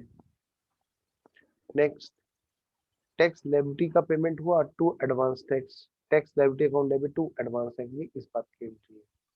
कुछ पूछना है फ्रेंड्स? सर एक बारी ये थर्ड थर्ड वाली बता देना। अच्छा मैं बता रहा हूँ थर्ड वाली। ऋषभ तुम्हें क्लियर है? तुमने पूछा था, हो गया? ओके आओ जी। बेटे ये जो 2000 है ये पिछले वाले ईयर में ना कम पड़ गया, पहले हमने प्रोविजन बना रखा था पिछले साल 4.5 लाख का। पिछले साल हमने सोचा था कि देखो ओपनिंग प्रोविजन कितने का है 450 है ना, तो पिछले साल हमने हाँ। सोचा था कि 450 का टैक्स होगा। फिर हमने ये भी सोच रखा था कि भाई पता चला कम ज्यादा हो तो भाई 470 हमने जमा करा रखा था जिससे इंटरेस्ट फालतू में ना जाए। ठीक है। तो 450 में लेकिन फाइनल कितना निकला? 452 निकला फाइनल। तो सर वो तो इस साल का है ना 452? नहीं 452 तो इस साल का है। नहीं नहीं नहीं, पिछले साल के लिए है, पिछले साल का अभी असेस हुआ है। पिछले साल का ओके ही। ओके हाँ ओके ठीक है सर। तो जो कम प्रोविजन रहेगी थी वो हमने बना दी। Doubt okay? बना। ओके चलिए जी यहाँ तक ओके है। आइए जी मैं अभी देता हूँ तुम्हें 5 मिनट का ब्रेक देता हूँ, ब्रेक के बाद में हम लोग करेंगे अगली एडजस्टमेंट। ठीक है, अगली एडजस्टमेंट हमारी है डिविडेंड वाली और वो बहुत ही इंपॉर्टेंट एडजस्टमेंट है और एक मैनेजर रेमुनेशन वाली। ठीक है जी, चलिए 5 मिनट मिलते हैं हम लोग, 5 मिनट का ब्रेक है आपका।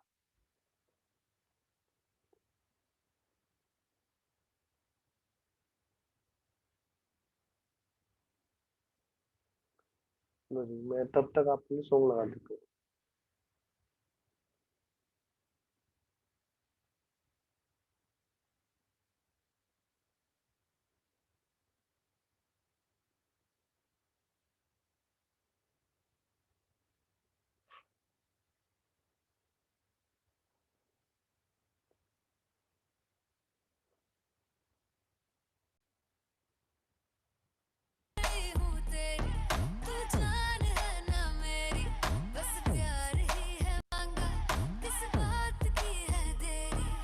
चल तू मेरे साथ यारा, चल तू ये रात कभी ना आवे आवे आवे।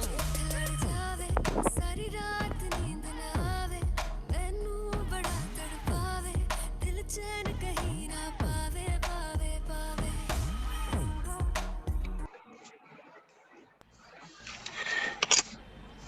आजो आजो मलेरकोटला नाभा पटियाला राजपुरा चढ़ जो भी जल्दी जल्दी। चलो चलो भाई हक दे गड्डी हक दे, लेट हो गए।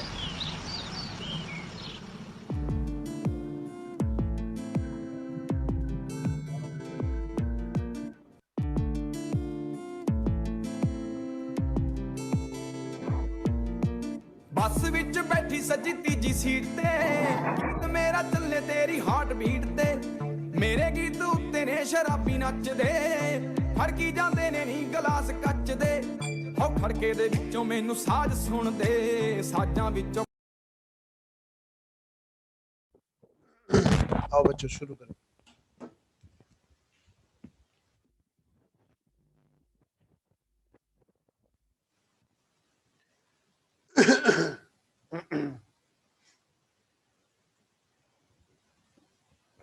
चलो जी शुरू करते हैं।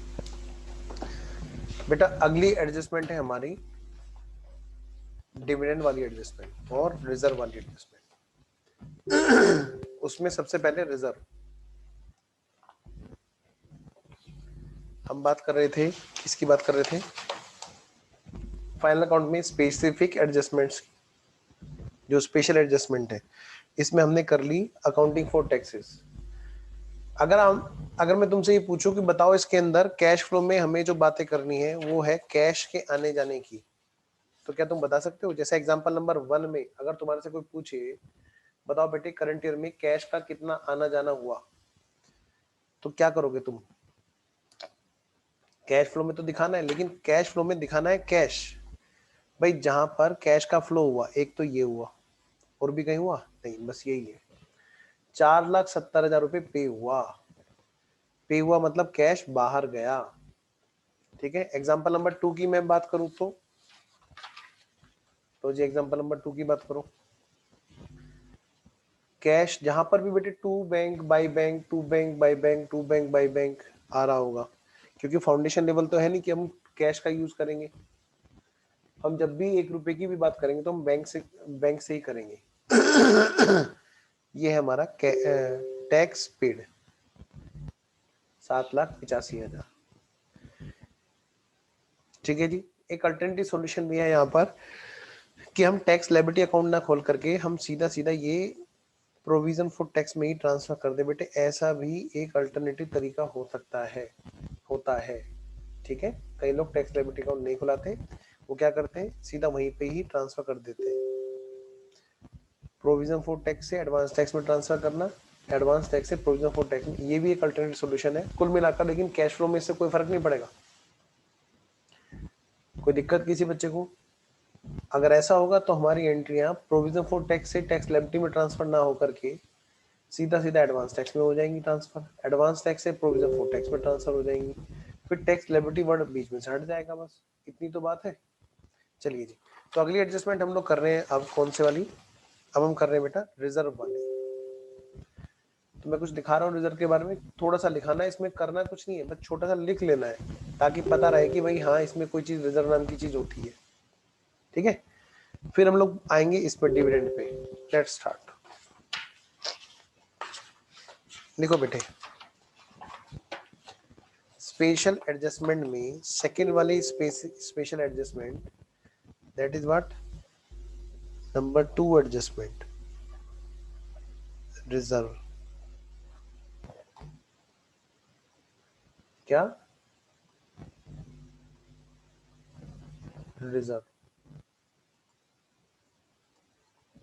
देखिए कहते हैं नो कंपल्सरी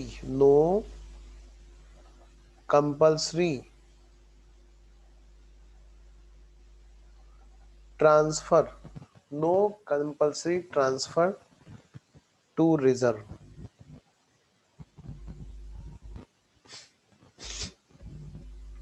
Only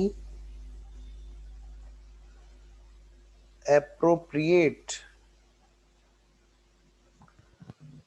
transfer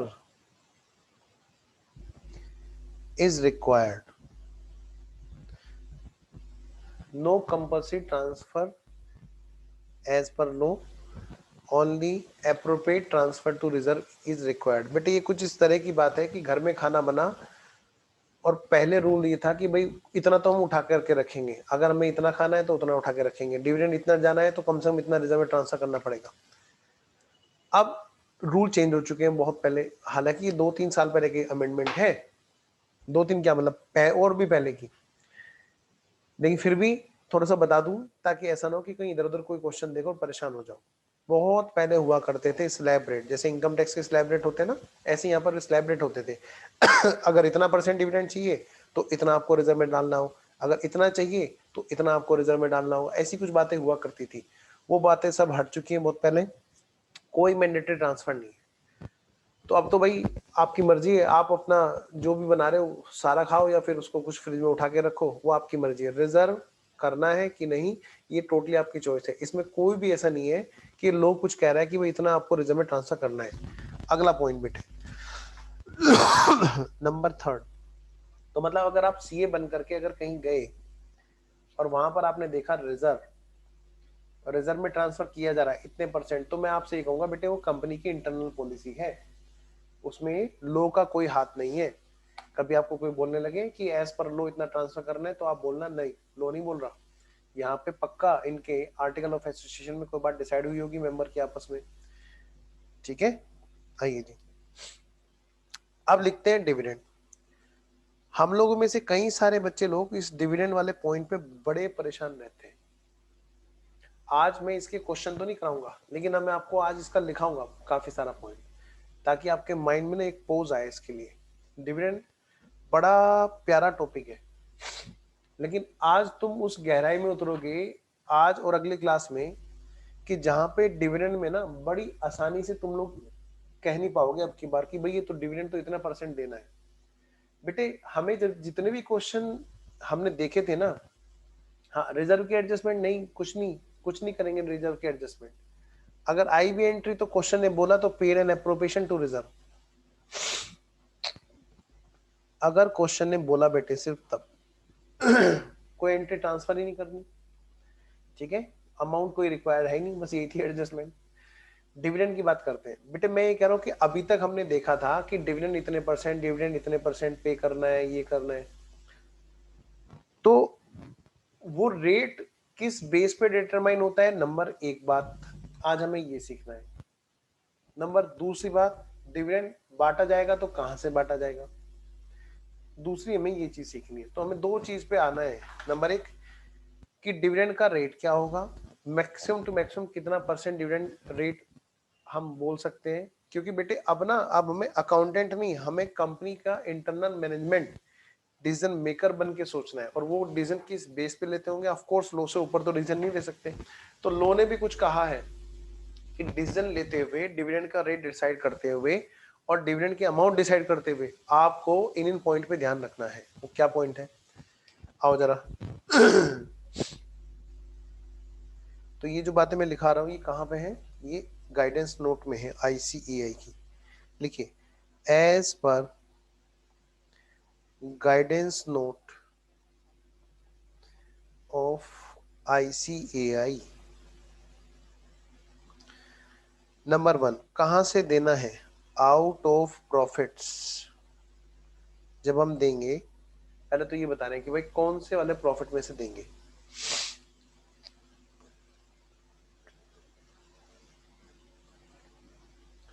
सबसे पहले कोशिश करनी है कि जो करंट ईयर का डिविडेंड है वो करंट ईयर के रिवेन्यू प्रॉफिट में से दिया जाए।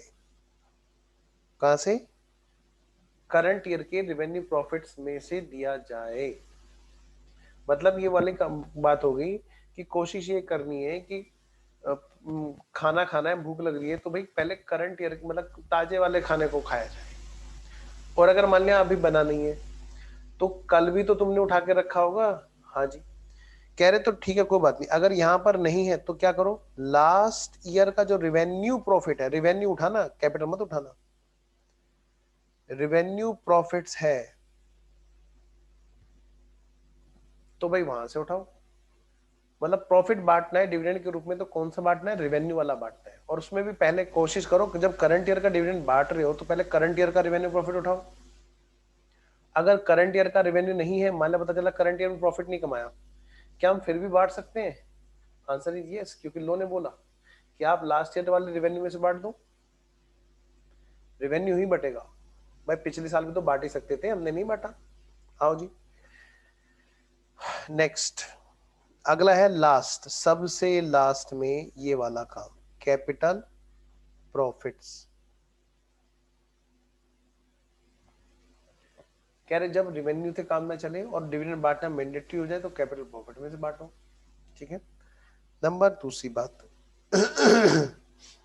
क्या हम इसको बांट सकते हैं आउट ऑफ कैपिटल, लिखो यहां पे, नो नेवर, कभी भी हम इसको यहां से नहीं बांट सकते। पता है बेटे इस बारे में एक कंपनी चली थी थोड़े टाइम पहले गाजियाबाद में, गाजियाबाद और आसपास में, और उसमें भी ये कांड भी बड़े जो कांड होते हैं ज्यादातर अपनी बिरादरी वाले भाई लोगों ने किए होते हैं। सीए ने गाजियाबाद के हापुड़ के पिलखवा के कोई थे सीए जिनके बारे में मुझे जानकारी है, वैसे उन्होंने एक लाइक वाली कंपनी चलाई थी गाजियाबाद में। क्या चलाई थी, लाइक वाली कंपनी, जहां पे लाइक करते रहो, सोशल मीडिया पे बैठे रहो, लाइक करते रहो, इतने पैसे आएंगे, लाइक करते रहो, इतने पैसे आएंगे। तो वो कर क्या रहे थे, वो कोई रेवेन्यू नहीं कमा रहे थे, वो कर क्या रहे थे, उन्हीं का पैसा लिया, उन्हीं को वो वापस कर रहे थे चैन में, और उनसे बोलते थे कि आप आगे ऐसे 10 लोग और जोड़ो, फिर आपको ये भी इतने पैसे और मिलेंगे। हो क्या रहा था कि उन्हीं का पैसा उन्हीं को वापस किया जा रहा था। मतलब मैं कह सकता हूँ डिविडेंड बांटा जा रहा था, कैपिटल में से बांटा जा रहा था, और लायबिलिटी लिमिटेड कर ली गई थी कंपनी बना करके, प्राइवेट लिमिटेड कर लो जी, करोड़ों का घपला हुआ, करोड़ों का, कसम से मैं खुद जानता हूं। और उनको मार भी बहुत पड़ी थी। सुनना ध्यान से, मैं जो आपको बता रहा हूँ ये एग्जाम्पल मैंने एकदम बिल्कुल सही जगह पे आपको बताया है, क्योंकि बेटे हो क्या रहा था, बीच में कई लोग बेवकूफ बने। कैसे?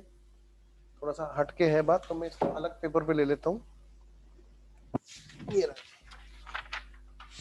देखो ये रहा मिस्टर एक्स और ये रहे मिस्टर वाई। मतलब शुरू हो गई कि तुमको हम बस तुम्हें 20 लाइक करने हैं डेली की डेली, तुम्हें इतने पैसे मिलेंगे। कुछ उसमें हिसाब किताब था, 1 लाइक का इतने पैसे, 1 लाइक के इतने पैसे, 40 पैसे, पता नहीं क्या क्या था। फिर इनसे कहा कि अगर तुम अपने नीचे 2 लोग और जोड़ते हो, ऐसी कुछ बातें थी कुछ इस तरह की, मुझे तो ढंग से समझ में नहीं आई, लेकिन हाँ पक्का गेम तो पक्का यही था। तो आपको ये जितने पैसे इनको मिल रहे होंगे उसका इतना परसेंट भी आपको मिलेगा, माने 10% फॉर एग्जाम्पल। अपना तो कमाओ कमाओ और जुड़वाओ ताकि वो भी कल को कटे, है ना, उन्हीं का। हाँ, नेटवर्क मार्केटिंग, बिल्कुल सही कह रहे हो। ऐसे ही बेटे इसने भी क्या किया यहाँ पर, इसने भी अपने नीचे चैन बनानी शुरू करी। बस फिर क्या था बेचारे, हर आदमी सोच रहा था कि मैं खाली मैं ही क्यों कटूं, दूसरे को भी लेके आना शुरू कर दिया उसने। और क्या था बेटे, उसको पैसे मिला। ऐसे ही बेटे फिर इनके नीचे चैन शुरू। आप समझ पा रहे हैं ना मैं क्या कह रहा हूँ? और हो कुछ नहीं रहा था, जो बेचारे वो पैसे दे करके मेंबर बन रहे थे, उसी पैसे में से थोड़ा सा पैसा उनको वापस किया जा रहा था। और एक दिन तो बेटे चैन ब्लास्ट होनी थी, और वो ब्लास्ट हो गई। लेकिन कोई कुछ नहीं कर पाया, क्योंकि वहां पर लायबिलिटी लिमिटेड थी, प्राइवेट लिमिटेड। मतलब काम करने के बजाय ना इन चीजों में ज्यादा दिमाग लगाते हैं लोग। तो वो कर क्या रहे थे वो लोग, वो उन्हीं के पैसे को वापस बांट रहे थे आउट ऑफ कैपिटल। प्रॉफिट कहां से बट रहा था बेटे? Out of capital. उनको लग रहा था कंपनी तो बहुत बड़ा धमाका करने वाली है, छाने वाली है कंपनी। खैर, कम टू द पॉइंट। तो बेटे लो ने पहले मना कर रखा था कि भाई आप कैपिटल में से कभी भी डिविडेंड डिस्ट्रीब्यूट नहीं करोगे, लेकिन वो लोग ऐसा कर रहे थे। नेक्स्ट, नंबर 3 पॉइंट क्या कह रहे हैं? लो ने जो बताया, कंपनी लो ने डिविडेंड के लिए जो भी बातें बताई हैं हम उसको डिस्कस कर रहे हैं यहाँ पे, उसको लिख रहे हैं यहाँ पे। कह रहे प्रॉफिट में से बांटना है, वो भी कौन से? रेवेन्यू में से। रेवेन्यू करंट का, नहीं तो फिर लास्ट का, और वो भी नहीं तो फिर कैपिटल प्रॉफिट में से बांटो। कैपिटल में से मत बांटना, बस कैपिटल प्रॉफिट में से बांट सकते हो। डिविडेंड के बारे में कुछ बताया कि डिविडेंड है क्या, जरा इसको भी समझो। कह रहे क्या? डिविडेंड इज ए टर्म, बोलो बेटा, लिख लो बेटा इसको। Dividend is a term which, मतलब डिविडेंड के बारे में रूल बताए और डिविडेंड ही ना बताएं, ऐसा हो नहीं सकता ना। Dividend is a term which means dividend is a term which means distribution of profits to shareholders,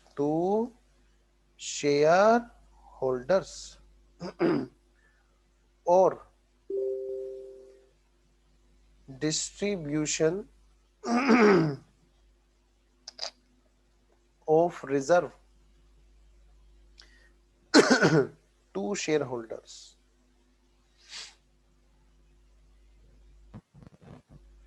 dividend एक टर्म है which means distribution of profit to shareholder या distribution of reserves to shareholders। चाहे profit में से बांटो चाहे reserve में से बांटो। बेटा अगला पॉइंट, पॉइंट नंबर 4, बड़ा इंपॉर्टेंट पॉइंट है, ध्यान से पढ़ना।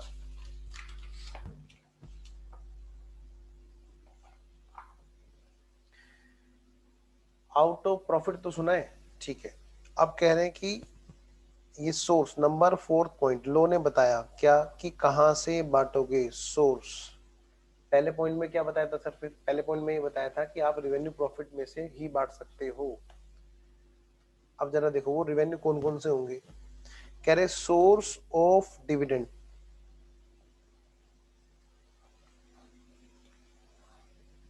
एक, दो, तीन, चार। मैं जो यहाँ पर लिख रहा हूँ बेटा वो प्रायोरिटी वाइज लिख रहा हूँ, यानी कि सबसे पहले देखेंगे नंबर 1 है क्या वहां पे। अगर वो नहीं मिला तो नंबर 2 की तरफ, नंबर 2 नहीं 3, फिर 4, ऐसे भागेंगे। आ रहा हूँ, बस 1 मिनट अभी लेता हूँ।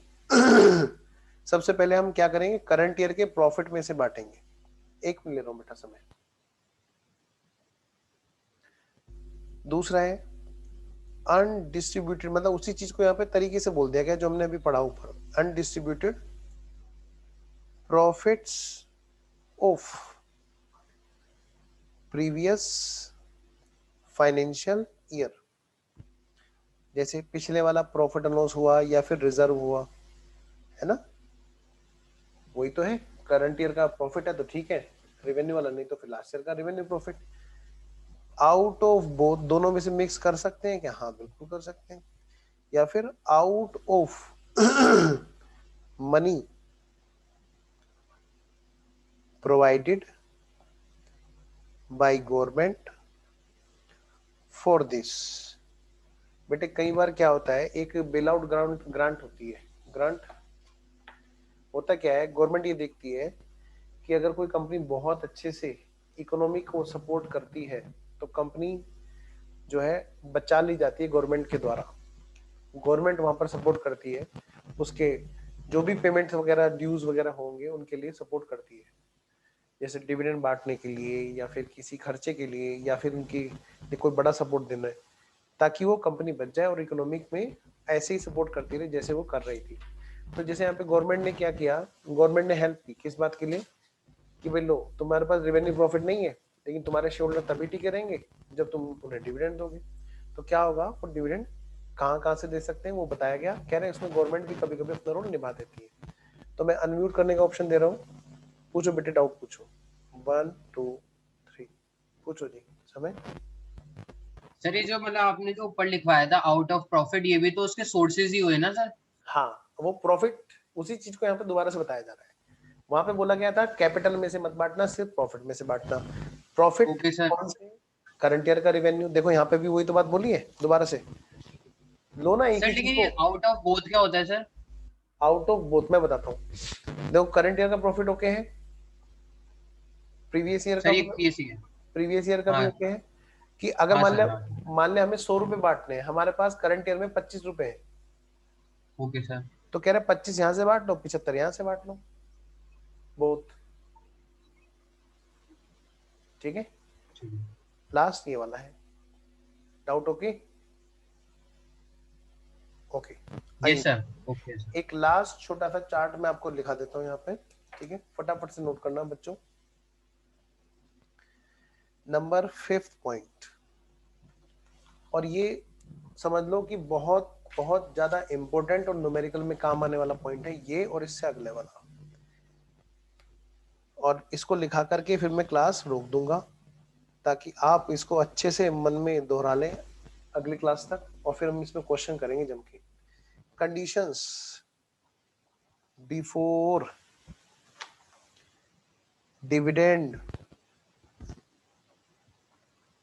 डिस्ट्रीब्यूशन। भाई डिविडेंड बांटने से पहले किन किन कंडीशंस को फुलफिल होना मैंडेटरी है, किन किन कंडीशंस का।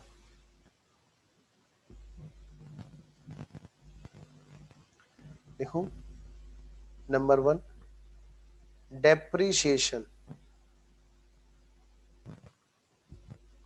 Must be provided.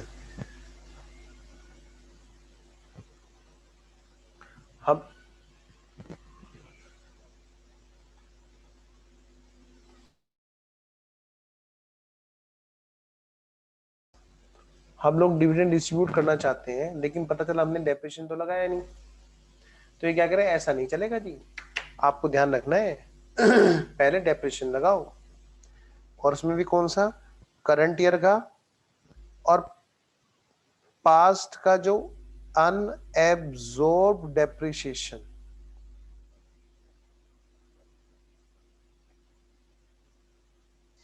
सर एक चीज पूछूंगा सर? हाँ हाँ, सर डेप्रिसिएशन का डिविडेंड से क्या मतलब? मैं बताता हूँ बेटे। असेट्स की ना अपनी एक लाइफ होती है, और उसके बाद में क्या होगा, वो असेट्स हमारे पास में नहीं होगी। अगर हम जितना पैसा कमाते हैं सारा का सारा हम अगर निकाल के बांटते रहेंगे तो एक टाइम के बाद में रेवेन्यू नहीं जनरेट हो पाएगा, क्योंकि वो असेट्स खत्म हो चुकी होगी जो असेट्स रेवेन्यू जनरेट करने के लिए हमने खरीदी थी कभी। तो क्या होता है कि हम लोग क्या करते हैं, रिप्लेसमेंट ऑफ असेट्स के लिए एक फंड इकट्ठा करते रहते हैं डेप्रिसिएशन के पर्पज से, ठीक है। तो अगर हमने वो नहीं लगा रखा है, जो भी हमने डिसाइड कर रखा था डेप्रिसिएशन, तो यानी क्या होगा, एक टाइम के बाद में असेट्स बेकार हो जाएगी और फिर हम वो जो रेवेन्यू आ रहा है वो कंटिन्यू नहीं हो पाएगा। तो हम क्या करते हैं, हमेशा डेप्रिसिएशन, कंपनी लॉ भी बोलता है कि भाई इतने का रेट है डेप्रिसिएशन का। ध्यान रखना, इनकम टैक्स एक्ट के रेट अलग है, वहां पे रेट जो है वो मैक्सिमम है कि इससे ज्यादा नहीं। ये जो कंपनी लॉ है वो कहता है मिनिमम इतना % का डेप्रिसिएशन लगाना है। तो वो कंपनी भी चाहती है कि भाई इतना रिप्लेसमेंट के लिए पैसे इकट्ठा करते रहे ये लोग। खैर, कम टू द पॉइंट। तो डिविडेंड तब बांटना जी जब तुमने उस असेट्स के लिए जो डेप्रिसिएशन है वो आपने इंतजाम कर रखा है। ऐसा ना हो कि सारा ही प्रॉफिट बांट लो। पहले जो लोग कहता है, लोग कहता है, कंपनी लोग कहता है, शेड्यूल 2 है यहाँ पर। कौन सा है? शेड्यूल 2। वो सिखाता है कि कितना कितना डेप्रिसिएशन किस किस पे निकलेगा। तो वो डेप्रिसिएशन पहले हटा दो, उसके बाद प्रॉफिट बांटना। क्या पॉइंट क्लियर है समय? यस सर, अब क्लियर हो गया। ओके, अगला पॉइंट। सर इसका मतलब ये हुआ ना कि मतलब कि आपके मतलब खर्चे तो पूरे हो नहीं रहे हैं और तुम डिविडेंड बांट रहे हो, तो इसका मतलब पहले अपने खर्चे रिकॉर्ड कर लो पूरे। ये वेरी गुड, शाबाश बेटा, बिल्कुल सही कहा तुमने एकदम। आओ जी, number second point. Number second कह रहे पास्ट में कुछ लॉसेस आए हुए थे जिनको हम carry forward. Income tax act में तुम लोग एक वो चैप्टर पढ़ोगे जिसका नाम है set of and carry forward and set of. क्या है? Set of and carry forward and set of. उसका क्या मतलब होता है? उसमें ये होता है कि जी अगर हमारे बिजनेस में या किसी भी हेड में, इनकम टैक्स एक्ट में 5 हेड में से किसी भी हेड में अगर कोई लॉस हुआ, किसी साल इनकम नहीं हुई बल्कि लॉस हुआ, तो क्या गवर्नमेंट हमें टैक्स वापस देगी? बताओ। जब हमारे को इनकम होती है तो हमसे टैक्स ले लेती है। तो जब हमें अगर कोई किसी हेड में लॉस हुआ तो क्या वो हमें गवर्नमेंट वापस दे देगी? नहीं। वो कहती है एक काम करो, आप इसको ना कैरी फॉरवर्ड कर लो। अगले साल जब इनकम होगी, गवर्नमेंट ये कह रही है कि भाई आप हमसे टैक्स मत वापस मांगो, आप एक काम करो अगले साल के लिए कैरी फॉरवर्ड कर लो इस लॉस को। जब अगले साल आप प्रॉफिट कमाओगे तो आप क्या करना, उस प्रॉफिट में से पहले इसको कंपनसेट कर लेना, क्योंकि भाई इस बार आपका नुकसान हुआ है ना। तो अगली बार आप अपने ये नुकसान सेट ऑफ करके जो बचा हुआ प्रॉफिट होगा उस पर टैक्स दे देना। क्योंकि जेन्युइन सी बात है, इनकम है तो इनकम टैक्स होना चाहिए, इनकम नहीं है तो इनकम टैक्स नहीं होना चाहिए। लेकिन इसका ये भी मतलब नहीं है गवर्नमेंट अपना हाथ तो बचा के चलेगी ना। क्या कहेगी, तुम्हें प्रॉफिट हुआ तो तुम्हारे से टैक्स ले लिया, तो लॉस हुआ तो तुम्हें दे देगी क्या? वापस नहीं देगी। वो क्या कहेगी, भाई कैरी फॉरवर्ड कर लो, जब तुम्हें प्रॉफिट होगा उसमें से पहले कम कर लेना पास्ट वाले लॉस को, और तब अपना बाकी पे हमें टैक्स दे देना। तो अब डिविडेंड की बात बांटने की आई है, तो चलो टैक्स की बात होगी तो बहुत जल्दी बात समझ में आ गई। जरा आप घर में बात करें हम शेयर होल्डर के बीच में, शेयर होल्डर कह रहे हैं कि भाई डिविडेंड बांटो बांटो बांटो, लेकिन पिछले साल जब लॉस हुआ तब तो बांटा नहीं था। तो पिछले साल जो लॉस हुआ, क्या हमारी कैपिटल कम हो रही है? क्या कम नहीं हो रही? तो यहाँ प्रॉफिट से उसे पूरा करो, वरना फिर अपनी कैपिटल कम करो। कैपिटल तो कोई कम नहीं करना चाहेगा। क्यों? अगर आपने कहीं 1 लाख रुपए लगा रहे हैं तो आप ये तो ना कहोगे भाई मेरे 1 लाख के अब 80,000 रहने तो कोई बात नहीं। आप क्या कहोगे, भाई अब की बार प्रॉफिट हुआ है, हाँ पिछली बार का जो नुकसान था ना पहले वो पूरा कर लो। क्योंकि जिन लोगों को बेच के शेयर निकलना है वो तो चाहेंगे क्या, बांट दो बांट दो बांट दो। लेकिन जो लोग आगे तक विजन देखते हैं शेयर होल्डिंग में चलने का, वो क्या कहेंगे, भाई एक काम करो, जो जो नुकसान हो रहा है ना पहले उसको पूरा करो फिर बांटो। क्योंकि बात भी सही है। तो यहाँ पर कंपनी में भी लॉ में इस बात को बोला गया कि भैया डिविडेंड बांटने से पहले डेप्रिसिएशन का तो इंतजाम करोगे, जो पास्ट के जो लॉसेस हैं those also must be written off, उनको भी पहले ही राइट ऑफ कर देना, उनको राइट ऑफ कर देना जी पहले। नेक्स्ट, नंबर 3, अगली बात, ये बड़ा खतरनाक रूल है, अगर इस पे ध्यान नहीं दिया, ये और इससे अगले वाला पॉइंट। बस इसी वजह से मैं आज की क्लास में ये क्वेश्चन नहीं कराता कभी भी। मैं जब जिस क्लास में मैं ये करा रहा होता हूं, मैं उस क्लास में जानबूझ के इसीलिए क्वेश्चन नहीं कराता, क्योंकि ताकि ना बच्चे को थोड़ा सा एक पोज मिल जाए। ये पॉइंट बड़ा अच्छा पॉइंट है वैसे तो। क्या सर बेटे, हमने भी पढ़ा था कि लास्ट ईयर का प्रॉफिट भी हम लोग यूज कर सकते हैं। है ना। लास्ट ईयर का प्रॉफिट कहाँ कहाँ पे देखने को मिलेगा? या तो भाई profit and loss appropriation account के बैलेंस में मिलेगा, या फिर रिजर्व में मिलेगा। रिजर्व मतलब उठा के रखा हुआ प्रॉफिट, यानी कि जानबूझ के रखा हुआ था, क्योंकि प्रॉफिट हमने कुछ उठा के रखा होगा, प्रॉफिट हुआ होगा तब ना। अब ये क्या कहते हैं यहाँ पर, अगला रूल ये कह रहे हैं कि भाई अगर तुमने उठा के रखा हुआ है तो किस लिए उठा के रखा हुआ? आप देखो घर में भी हम क्या करते हैं, एक सेफ्टी लेके चलते हैं, चल भाई 50-60 हजार रुपए घर में मान लिया कैश पड़ा है, सपोज करो किसी के, तो किस लिए पड़ा है? आज की डेट में तो रहते ही रहते हैं कहीं ना कहीं। वो इसलिए रहता है कि भाई मान ली इमरजेंसी पड़ी तो कौन एकदम से हमारे साथ में आके खड़ा हो जाएगा, उसी से ही हम क्या करेंगे, कहीं पे भी थोड़ा सा अपना मेडिकल वगैरह का ट्रीटमेंट कर लेंगे। तो समझना मेरी बात को। अब जरूरत पड़ी अगर खर्चा करने की, दुकान पे समय चावल लेके आने, और हमारे को अभी करंट में प्रॉफिट नहीं हुआ, तो क्या करेंगे? सारे 50,000 के चावल ले आएंगे क्या? नहीं, वो क्या कहेंगे, भाई ज्यादा से ज्यादा इतना निकालना, बस इमरजेंसी कभी भी हो सकती है, कम खा लेंगे लेकिन उस इमरजेंसी के लिए फंड जरूर बचा के रखेंगे। तो ये क्या कहते हैं, इस पर एक रेस्ट्रिक्शन लगाई लो ने पुराने प्रॉफिट को हिलाने के लिए, कि भाई जो तुमने प्रॉफिट उठा करके रख रखा है तो कुछ सोच के तो उठा के रखा था ना, कि हाँ जी, कि उस पर एक इमरजेंसी इमरजेंसी कह रहा हूं, उस पर एक रेस्ट्रिक्शन लगाई कि भाई इससे ज्यादा मत निकालना पुराने वाला रिजर्व। अच्छा, वो कितना कह रहे हैं? ज्यादा से ज्यादा क्या? मैक्सिमम विड्रॉल फ्रॉम रिजर्व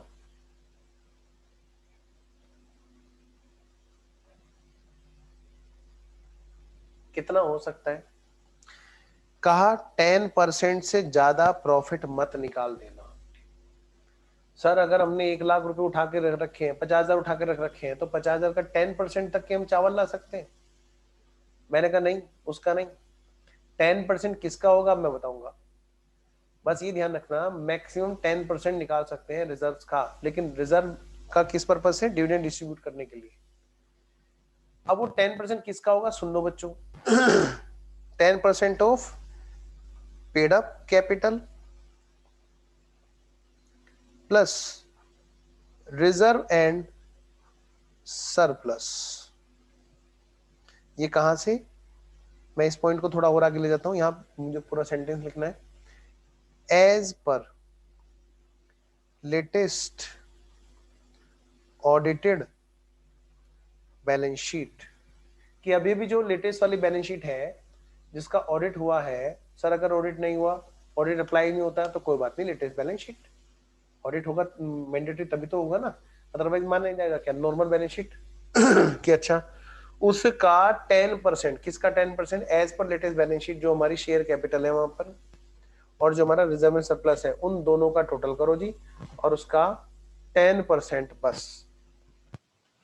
हम लोग जो बात कर रहे हैं यहाँ पे, हम लोग बात कर रहे हैं सॉरी, हम लोग बात कर रहे हैं बेटा इक्विटी शेयर कैपिटल वाले डिविडेंड के लिए।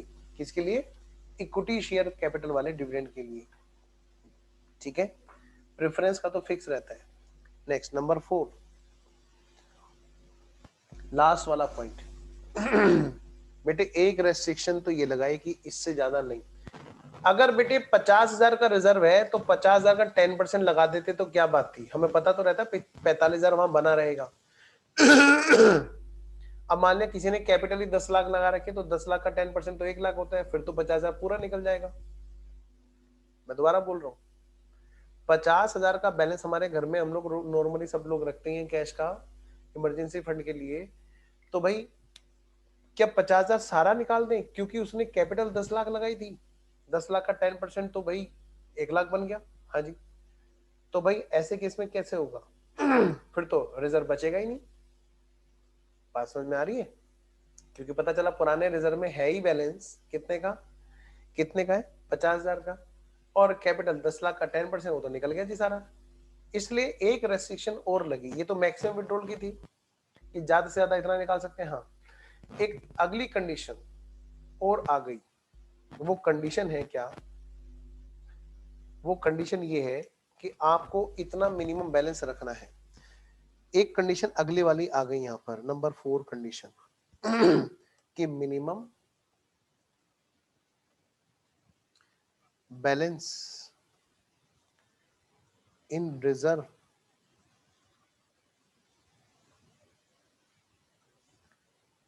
आफ्टर विड्रॉल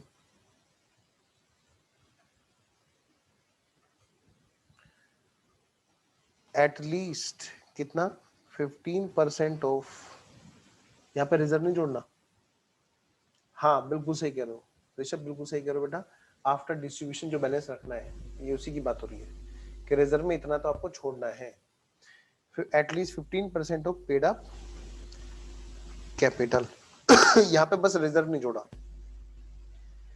जो पॉइंट है थर्ड वाला पॉइंट ये बताता है कि आप कितना निकाल सकते हैं। फोर्थ वाला पॉइंट ये कहता है कि आपको कितना एटलीस्ट उसमें छोड़ना है, रखना है। मैं ले रहा हूं डाउट। लो भाई मैं अनम्यूट करता हूं और मैं डाउट लेता हूं, 1 मिनट। हो गया 1 2 3 पूछो समय। सर जो थर्ड वाला पॉइंट है सर, सर उसमें अगर हमने जैसे रिजर्व्स बना रखे हैं 50,000 के, और सर हमारा पेड अप कैपिटल सर आपने बोला है 10 लाख है, और सर उसका 10% 1 लाख, तो सर पूरा 50,000 निकाल लेंगे सर। मैं यही तो कह रहा हूँ, ऐसे तो पूरा 50,000 निकल जाएगा। थर्ड पॉइंट तो यही कहता है, लेकिन फोर्थ पॉइंट इसीलिए लगाया गया कि भाई कुछ छोड़ भी देना वहां पर। और ध्यान रखना, घर में अगर रहना है तो मम्मी और पापा दोनों की बात माननी पड़ेगी। समझ में आ रही है? तो थर्ड पॉइंट है मम्मी और फोर्थ पॉइंट है पिताजी। समझ रहे हो? खाली एक की बात मान के तो रह नहीं सकते। यही वाला काम यहाँ पर है। लो में दोनों चीजों की तो बात सर बताई। मतलब जैसे पहले वाले पॉइंट ने कहा इतना बनाओ, और दूसरा पॉइंट उसे ही कॉन्ट्रडिक्ट कर रहा है कि सर इतना बचा भी लो। वो सेफ्टी मार्जिन भी मेंटेन करने को कह रहे हैं, क्योंकि जब बहुत बड़ी अमाउंट होती है ना बेटा, 20-20 हजार करोड़, 50-50 हजार करोड़, तो ये अमाउंट कई हजार करोड़ों में बैठती है। ठीक है ना? नो जब भी बनाए हमेशा बड़ा सोच के बनाए। तो थर्ड पॉइंट ये कहता है कि आप इससे ज्यादा नहीं निकाल सकते। फोर्थ पॉइंट ये कहता है कि आपको कम से कम इतना तो बैलेंस रखना ही रखना है रिजर्व में। ठीक है सर इसका एक एग्जांपल करा देना। हाँ मैं क्वेश्चन थोड़ा कर रहा हूँ, प्रॉपर क्वेश्चन है बेटा, डोंट वरी। उन क्वेश्चन में ना बच्चों को दिक्कतें आती हैं, लेकिन मैं इसीलिए बस आज की डेट में क्वेश्चन इसलिए नहीं कराता कभी भी। वजह है क्या होता है ना, बच्चा थोट में उलझा रहता है इस चीज को। सारा चीज कम से कम उसके याद तो हो जाती है, याद कराने की जरूरत ही नहीं पड़ती। समझ में आ रही मेरी बात? और फिर होना भी चाहिए, ये फ्रेश माइंड में ही क्वेश्चन करने चाहिए इसके। एक लास्ट पॉइंट में लिखा करके क्लास को ओवर करता हूं, क्योंकि लास्ट पॉइंट है एक छोटा था। ठीक है सर। आओ बेटा, एक और छोटा सा पॉइंट है यहाँ पर। ये हमारा पॉइंट नंबर कौन सा चल रहा था जी? ये सर वो हमारा मिनिमम बैलेंस अच्छा लिखना है, नहीं लिखा सर। हाँ देखो देखो।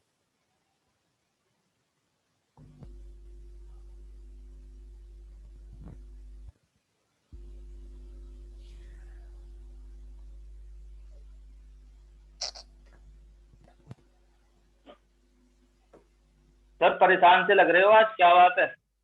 अरे नहीं नहीं परेशान नहीं, आओ बेटा। तो अभी हमारा है अगले वाला पॉइंट।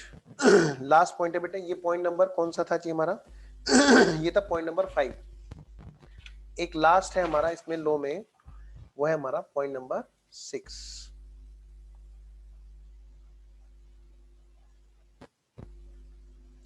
लिखो बेटे, रेट ऑफ डिविडेंड। अभी तक हमने जितने भी क्वेश्चंस किए हैं फाइनल अकाउंट में, कभी भी 12th फाउंडेशन लेवल तक सब जगह पे क्वेश्चन हमें रेट देता था। लेकिन अब हमें सीखना है कि वो रेट कैसे आता है, किस तरह से निकाला जाता है। सीए बनने के बाद में कंपनी में जाएंगे, कंपनी के जो ओनर है, शेयर होल्डर कहेंगे हाँ भाई आप डायरेक्टर हो, हाँ जी बताइए कितना मैक्सिमम डिविडेंड बांट सकते हैं चार्टर्ड अकाउंटेंट जी। आप कहोगे रुको हम जरा अपना शेड्यूल 3 रिवाइज करके आते हैं।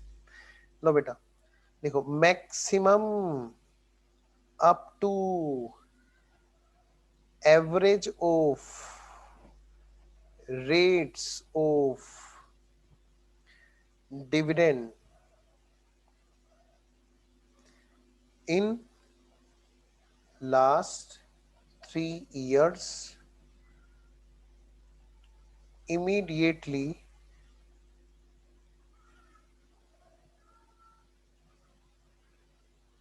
preceding this year। 23%? नहीं भाई, 23% कहाँ से आ गया? ना ना ना ना, कोई अमेंडमेंट आई है क्या ऋषभ? तुमने तो डरा ही दिया यार। मैंने कहा भाई ऐसा हो सकता है भाई, मैंने क्या पता भाई, हम अपडेट ना हो। 23% नहीं बेटे, पिछले 3 साल में जो भी डिविडेंड के रेट रहे हैं, क्या कहा मैंने, पिछले 3 साल में जो भी डिविडेंड के रेट रहे हैं उन रेट्स का एवरेज होगा, उन रेट्स का क्या होगा, एवरेज होगा। उससे ज्यादा रेट हम डिविडेंड का डिस्ट्रीब्यूट करने के लिए नहीं कर सकते। डिविडेंड डिस्ट्रीब्यूट उतने रेट से ज्यादा नहीं होगा। यानी पिछले अगर 3 साल में मान लिया 9, 8 और 10 है, तो तीनों को जोड़ लो, कितना हो गया, 27। 9 और 8 17 और 10 27, तो 27/3 कितना हो गया, 3 और 27 9%। तो 9% हमारा एवरेज आ जाएगा। 9% से ज्यादा का डिविडेंड करंट ईयर में डिस्ट्रीब्यूट नहीं होगा। ठीक है जी। तो ये कहानी थी बेटे डिविडेंड से रिलेटेड रूल्स की। इन रूल्स को क्वेश्चंस में हम किस तरह से अप्लाई करेंगे, 4-5 क्वेश्चन है जी, 5 क्वेश्चन है बस, सिर्फ 5 क्वेश्चन, मतलब लगभग 1 घंटा लगेगा। ठीक है, जब हम इसको करेंगे अगली क्लास में, और 1 घंटे में हमारे डिविडेंड के रूल सारे सारे खत्म हो जाएंगे। उसके बाद में हमारा शुरू हो जाएगा बेटे मैनेजरियल रेम्युनरेशन।